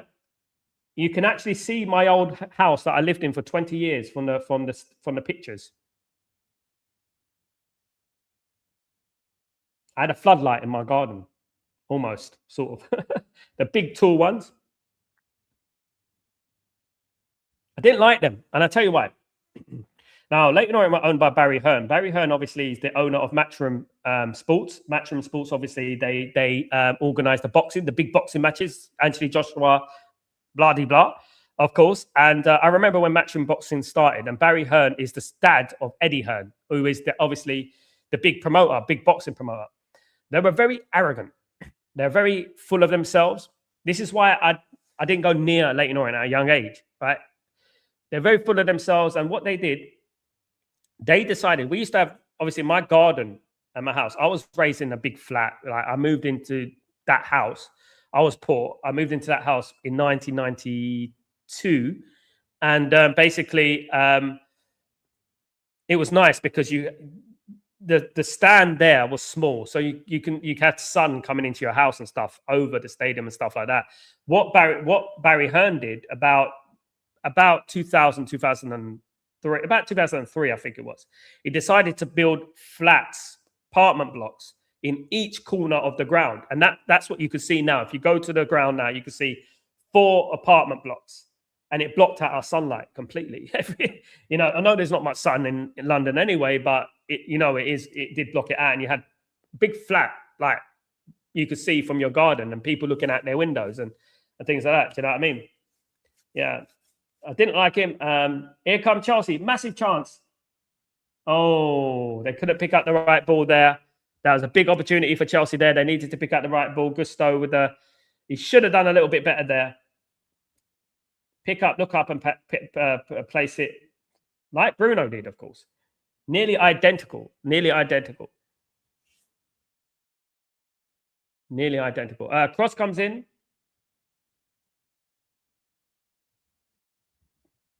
Here is Casado. Can he get the cross in? Straight at Verbruggen in the goal. And that comes to nothing. 20 minutes to go, guys. 2-0 to Brighton. Yeah, look, I could see Brighton coming up and winning this, getting a third, if I'm being honest. Chelsea just not at the races. Definitely not. Here, look, it's a lot of space for Brighton as well here. Again, it should have been like 3-0 already, to be honest with you. Long ball comes in. Oh, and it came off the defender there, almost 3-0 again.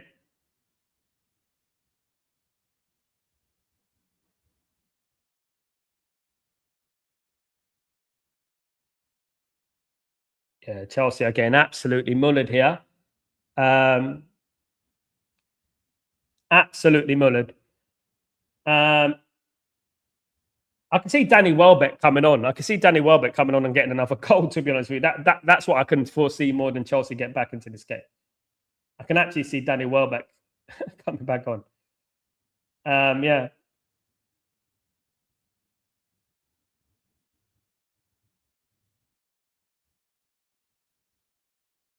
Verbruggen.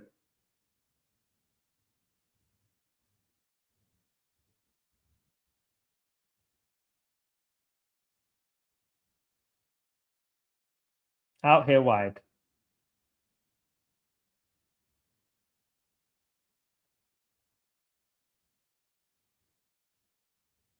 Yeah, just dominant. It's just a total dominant display from Brighton, I think. You know, the perfect display. I think all round, I think Brighton have been easy. It's been easy for them. I don't see this like I think the game has been easy for them. But Skagli's had a good game. Kadioglu's had a good game. Hingelwood's had a good game. Chelsea are making a substitution now. Finally, Delap, non-existent. Non-existent was Delap. Marguerite's come on. Greg, wasn't Tottenham closer than Arsenal for your neighbours from Leighton to follow? As you said, your own brother did support Tottenham. My brother supported Tottenham because his best friend supported Tottenham. Not that they were close. They were kind of close. They're northeast London kind of thing. Not far away, about a 20-minute drive. But it was just never for me. You know what I say, Greg, and I believe this. I think a football team chooses you. You don't choose a football team. That's what I believe, right? Especially back in them days. I think the football team chooses you because no one could make me support another football club. No one could, even if they tried to make me support another football club, they would never make me support another football club. Even like, you know, when I didn't like football, when I weren't watching football, my older brother started watching football before me. And he's trying to force me where Tottenham, I'm going to play sport Tottenham. And it's like, nah, I don't like football. Nah. But until I got to know Man United, it was like magic. It's like, that's what it was all that. Sometimes it's a bit of a blessing and a curse, to be honest with you. It's a blessing and a curse because obviously the stress that comes with football, you know, because people don't understand how much it means, you know what I mean? And stuff like that, you know? And yeah, lots of mileage, lots of money, lots of stress, loads of happiness as well, guys. Some of the best memories being because of Man United, and I will never regret it. But obviously, it is a blessing and a curse at the same time. But yeah, as I said, the football team chooses you. You don't support the football team? Because when I said to my brother and I'm going to support Man United, they went, "What?" Let's not forget, right, that Tottenham had great players, Gary Lineker's and all that and that, right, back then. And my brother was like, Man United, they haven't won the league, they haven't won anything for years. They win blah blah blah. And I was like, yeah, I like them. Why do you like Man United? It was that time, guys. Why do you like Man United? That time. My friend supports them. I like the football club. I like the players. I like the history and stuff like that, you know? Offside here. 15 minutes ago, Chelsea are not looking good, bruv. They're not looking good. Chelsea are looking like a relegation candidate. Chelsea are a poor football team. I will be surprised if they win any games for the rest of the season. I really do. I'd be surprised if they win any more games for the rest of the season.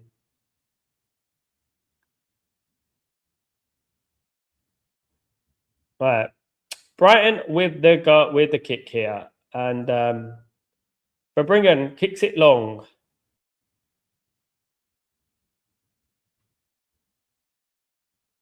I don't think that Brighton have had to get out of first gear here. This is what I mean. I don't think they had to be out of first gear in this game.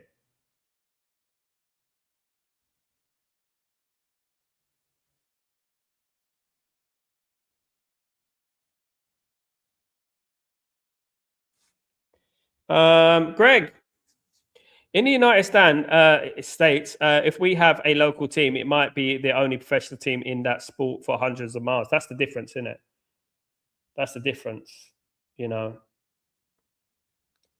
Although you do get people in America who support teams on the East Coast, or people on the East Coast supporting teams in the West Coast in regards to basketball and things like that, or NFL. There are people who support, you know, Chicago White Sox in Los Angeles, and you know, unless it's a fashion statement. Chance, wide from Garnacho. That was classic Garnacho, though. I haven't seen him in those positions enough over the last couple of years. That was classic Garnacho there. Just wide.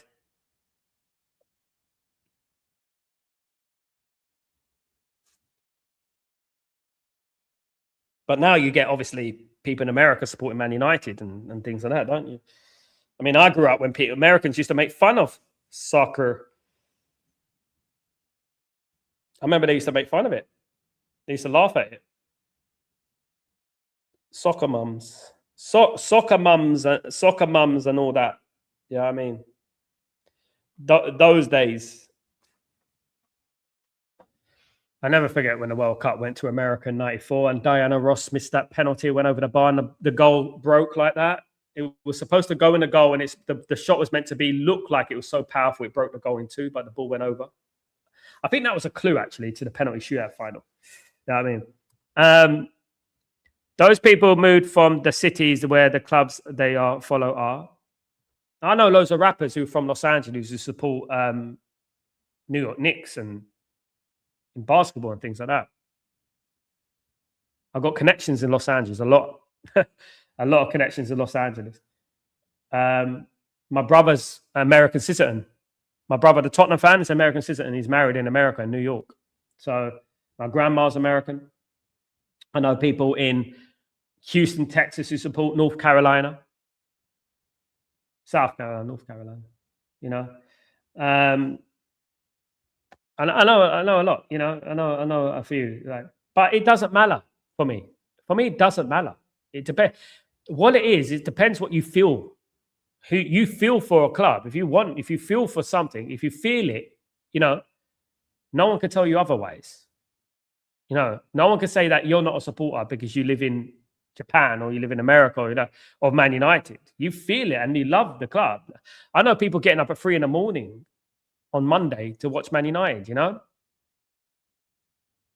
It's dedication. They love the club. You know, the only thing I would say about that, and I said it earlier on in the show. I said it earlier on in the show, guys.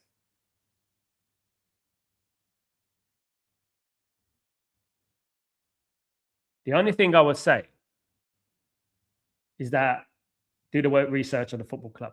That's it. Do the research on the football club. Get to know the football club. Understand the football club. Do you know what I mean? Wesley, the amount of adverts on YouTube is unbelievable. They're making it hard to view anything. I ain't even got adverts on, have I? If I do have adverts, I have it on minimum. I don't put adverts on a lot. Shouldn't be a lot of adverts. It's on minimum. I'm not like those other YouTubers who put it on at maximum and stuff. I have minimum adverts. But you know, with everything in life, Wesley, I remember YouTube when it first started. I was on YouTube at the turn of the century, 2006 and 2007. I was on YouTube, and I was making music content. And it used to be about the people. It used to be about, you know, that it's become more of a commercial thing now.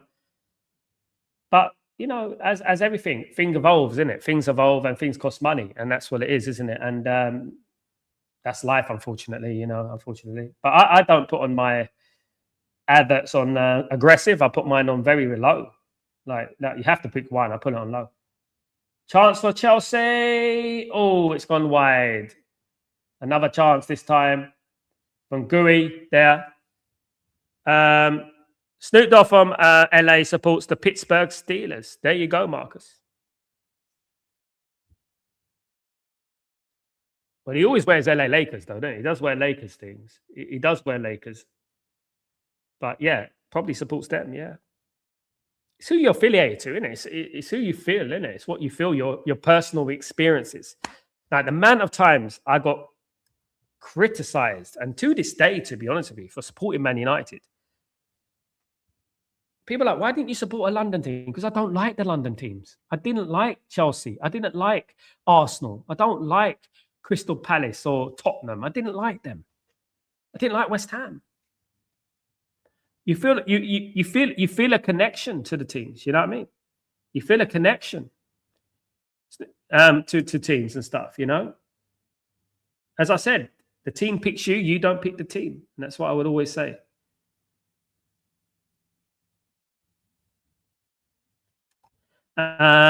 Usually the only ads that occur on this channel when I'm tuning in. I think when you turn on, but for me as well, I get ads as well. So I watch other channels, I get ads. Like Mark Goldbridge, he's got ads. He's got aggressive ads. Mark Goldbridge, my goodness me. You know, I know more about bloody Nivea cream than I do about Mark Goldbridge about the amount of adverts I get from him. But what I would say is that that's YouTube, isn't it? That's YouTube, you know, and yeah. You can, but you can get a premium YouTube account. But I wouldn't do it. That's no point. You don't get any premium, you just don't get adverts. That's it. But yeah.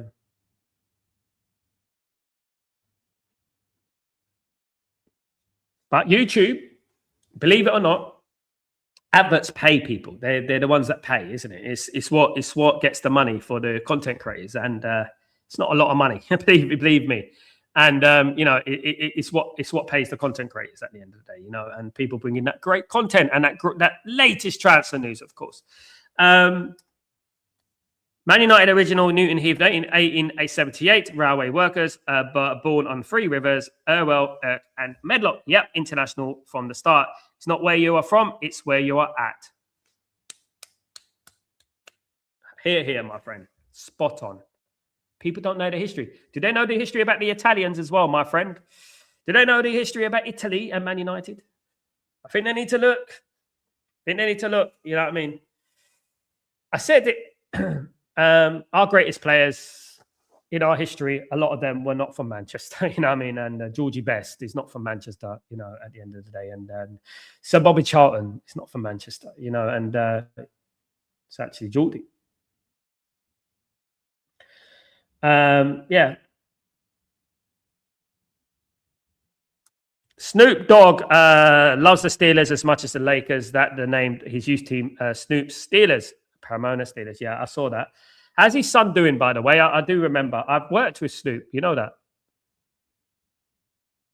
I've worked with Snoop. I worked with the Dog Pound gang, which included, obviously, Corrupt and people like that. I used to do a lot of work in Los Angeles in regards to rappers and things.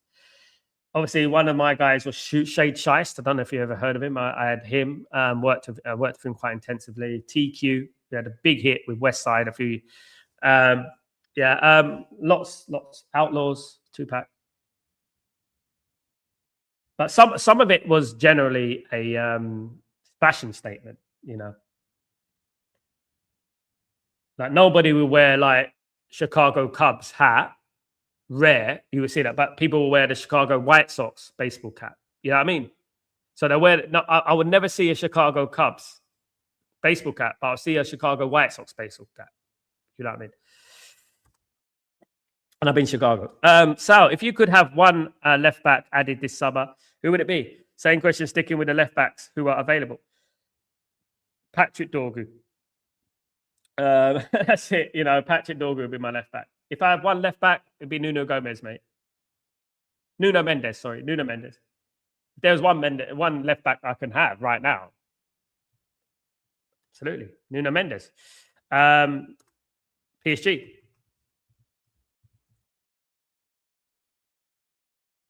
I want my left back to be attacking, progressing, like bombing forward, assisting. You know,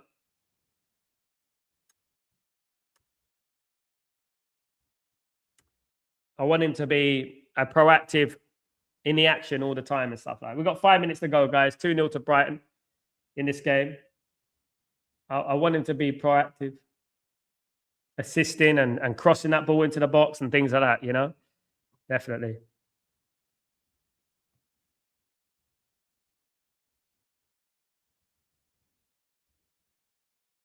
Goal kicked away. It's going to go out for a throw-in. Yeah. This has been really poor from Chelsea. I'll be honest, guys. I'll be totally honest. They've had a couple of half chances, but Chelsea may as well not turn up. Look at the body language on them. They're finished, mate. I think this is Liam Rosenior's last game. I think even this is too much. Guys, take it from me. I'm hearing it. Liam Rosenior is going to be sacked. He's going to be sacked. I'm hearing it from good people, good sources, that Liam Rosenior will be sacked. Maybe this week. That's what I'm thinking. That's what I'm hearing.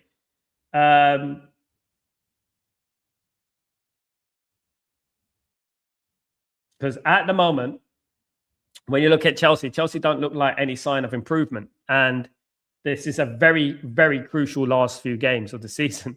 and they need to at least get, how many games are going to have after this? 3. They got to get 9 points. They got to get 9 points from 3. Chelsea fans are leaving the stadium. It's sad because, a manager's given an opportunity, but what I would say is that Liam Rosenior, it was the wrong appointment. I would say that. I have nothing against the lad. I'm sure he'd be a good manager, but I think Chelsea was too much of a jump from Strasbourg. I think, and I admire the bold approach that they wanted to do. They wanted to bring in someone different. But like I said, if you wanted to bring in someone like that, I would have brought in Cesc Fabregas, who's doing fantastically well at Como in Serie A. And got a great brand of football, respected, Chelsea legend and stuff like that. I would have brought in Cesc Fabregas, absolutely. Before anybody else, that's what I would have done. Liam Rosenior was like, what? What's going on here then? Liam Rosenior, what's going on here? Bit strange to me. It was always a bit strange to me for them to bring in Liam Rosenior. It was. And it's proven right to be strange, wasn't it? It's quite obvious the player's not feeding into what he needs to do, whether you agree with that or not. It's part of the game these days. It's quite obvious they're not really like his philosophy. They don't really feel it. They're not,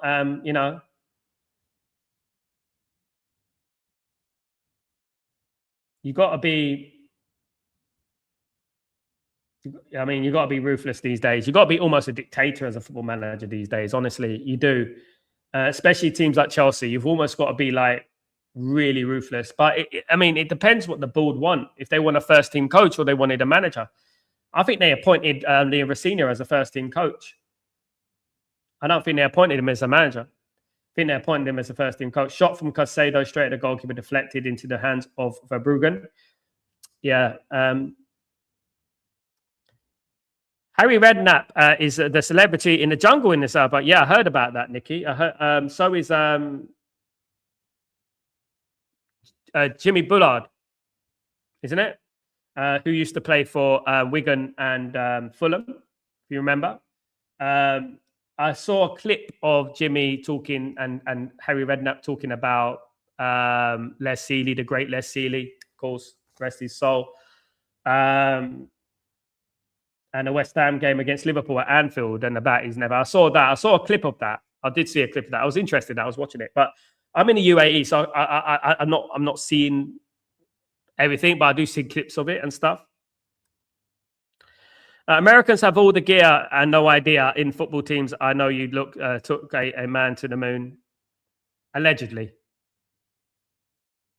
My question would be, can I ask you this question? If someone went to the moon, right? Who was filming them?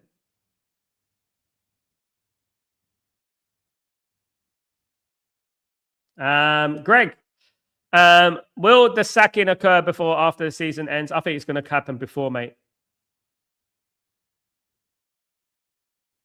I'm hearing, not 100%. I'm going to clarify this next week. He's going to get sacked sooner rather than later. He's going to be sacked, and they're going to bring in an interim for the next 3 games. They need to get 9 points, guys. Do you actually think this Chelsea team are going to get 9 points in the next 3 games? I don't. They need to win every game from now to there to get into Europe. It's a big, big blow if they don't. They spent a lot of money. You know what I mean? We're 90 minutes now, guys. So we're going to check on the injury time here. Here come Brighton, 3-0. And what did I say, guys? Danny Welbeck will get the 3rd goal. I told you guys, didn't I? 3-0, an absolute well-deserved from Brighton, an absolute annihilation. 3-0 to them. The game is over. Goodbye, Liam Rosenior, guys. Nice knowing ya, but he's gone, mate. Definitely, that's an awful defeat for Brighton and Hove Albion. Fantastic play from them. Well-deserved. 3-0 today. Danny Welbeck should be going to the World Cup.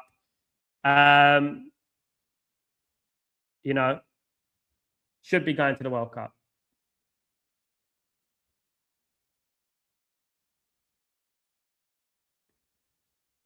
Nothing's harsh about it, Greg. That's football. They get paid the big bucks to get results. He's not a good enough manager. It's as simple as that. He's not an influence. He's not inspiring. He's clueless. That's life. That's life. Football is ruthless, and when you're managing a team like Chelsea, you've got to get results, especially the players they've got. I mean, they've got Palmer, they've got Caicedo, they've got Enzo Fernandez, they've got Cucurella. You know, they've got players like Esteval and players like that. I mean, who some were telling me are going to get the Ballon d'Or. Need to do better. Fair play called it Sal. Danny Welbeck to kill off the game. Danny Welbeck always. He's a goal scoring machine. He should be in the England squad. Definitely ahead of Solanke all day long. Danny Welbeck has earned his spot, in my opinion. I think he should be in the England squad. He earned it all. Another big mistake from us, Wesley, wasn't it? Massive mistake for Louis van Gaal. Huge mistake. Why did we get rid of Danny Welbeck? It's like, what are we doing? Look, I know he's gone to Arsenal and a bit after that and stuff like that, but he's always come back to haunt us, by the way. He's always come back to haunt us, definitely.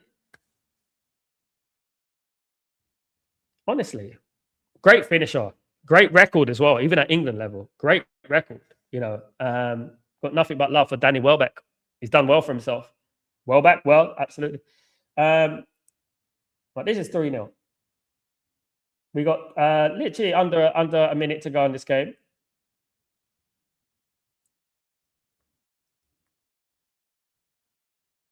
Good play there. Good play. Nice little bit of skill from Chelsea. First I've seen. I agree, Greg. Yeah, of course. Of course. Danny Welbeck is a pro, a proper professional, mate. Danny Welbeck is football only. Football. That is Danny Welbeck. Rashford's not football. Danny Welbeck is football. No frills, Danny Welbeck, mate. Get that ball to Danny, he will score you a goal. Trust me. An absolute underrated goal-scoring machine. And if he was playing more for longer under Alex Ferguson, that guy would have over 100 goals for Man United. Well over 100 goals for Man United. Marcus, you can tell, Chelsea all of a sudden can't play football anymore. So Senior won't be the Chelsea match longer after this. No, he's going to get sacked, mate. And there's ways to losing, you know. Imagine Welbeck mentoring Sesko. Yeah, it would be good, mate. I mean, why not? If he's problem is obviously it's how much money Brighton will want for a minute. You know, that's the thing. We should never have got rid of him in the first place, Marcus. It was a silly, stupid decision. We made some really baffling decisions over the years. You know, getting rid of players that we should keep, keeping players that we should get rid of. I mean, we have made some baffling decisions, guys.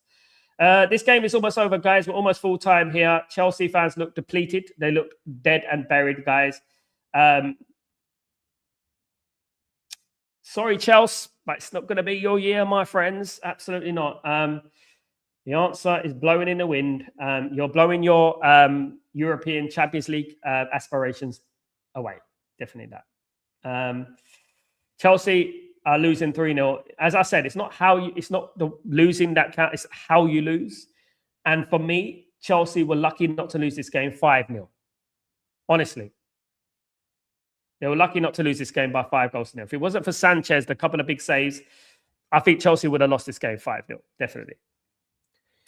Full time, guys. Brighton 3, Chelsea 0 in this game. Absolute annihilation. An absolute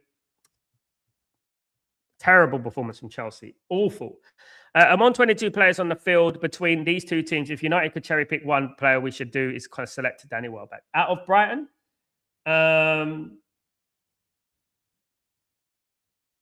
there's a few players there, though. There is a few players there. I like Minter. I like him. Yeah. Some would say some would say Carlos Baleba. Some would say him. Kodioglu, I like Kodioglu. I think we need a Kadioglu there. I think Kadioglu will be a very good signing. But Man United, the Brighton and Hove Albion defeated Chelsea by 3-0, guys. An absolute smashing, guys. It really was. Honestly, it should have been more. Cucurella looks absolute down on his knees. You can tell there's big problems at Chelsea at the moment. You can tell there's massive issues at Chelsea. Banners are out. We want our Chelsea back. An absolute diabolical performance, guys. Absolutely.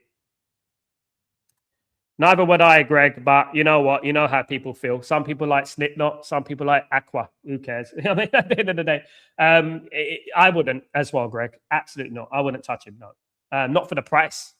Bloody hell, 70 million? Phew. I can think of a few midfielders I'd rather get before him. You know what I mean? We could get you a mini for that. Yeah, this was an awful performance. Chelsea now have lost their last 5 games. Newcastle, Everton, Man City, Man United, and Brighton. 0-1, 0-3, 0-3, 0-1, 0-3. No goals. 5 games, no goals. 0-1, 0-3, 0-3, 0-1, 0-3. Newcastle, Everton, Man City, Man United, Brighton. No goals, 5 defeats, guys. It's relegation form. It's relegation form, if you ask me. It definitely is relegation form. That is an awful run of games there. Absolutely. But guys, I want to thank everyone who's joined me today. I really appreciate everyone, guys. You're absolute superstars. You're the real superstars, guys, and I really appreciate everyone. Please, guys, if you haven't already, please don't forget to smash a like on the video. Really appreciate that. I will be back in the morning, of course, with Breaking Dawn. Don't forget to join me for that with the latest and the greatest, of course, guys. Have a great evening. Have a great night. Have a great morning. Big up everyone who's got involved in the chat. Really good speaking to you guys as usual. Good football debate. And guys, see you tomorrow. Big day tomorrow as well. Got a couple of shows going on, of course. So see you then, guys. Have a great evening. And I shall see you early in the morning, breaking dawning. Take it easy, guys.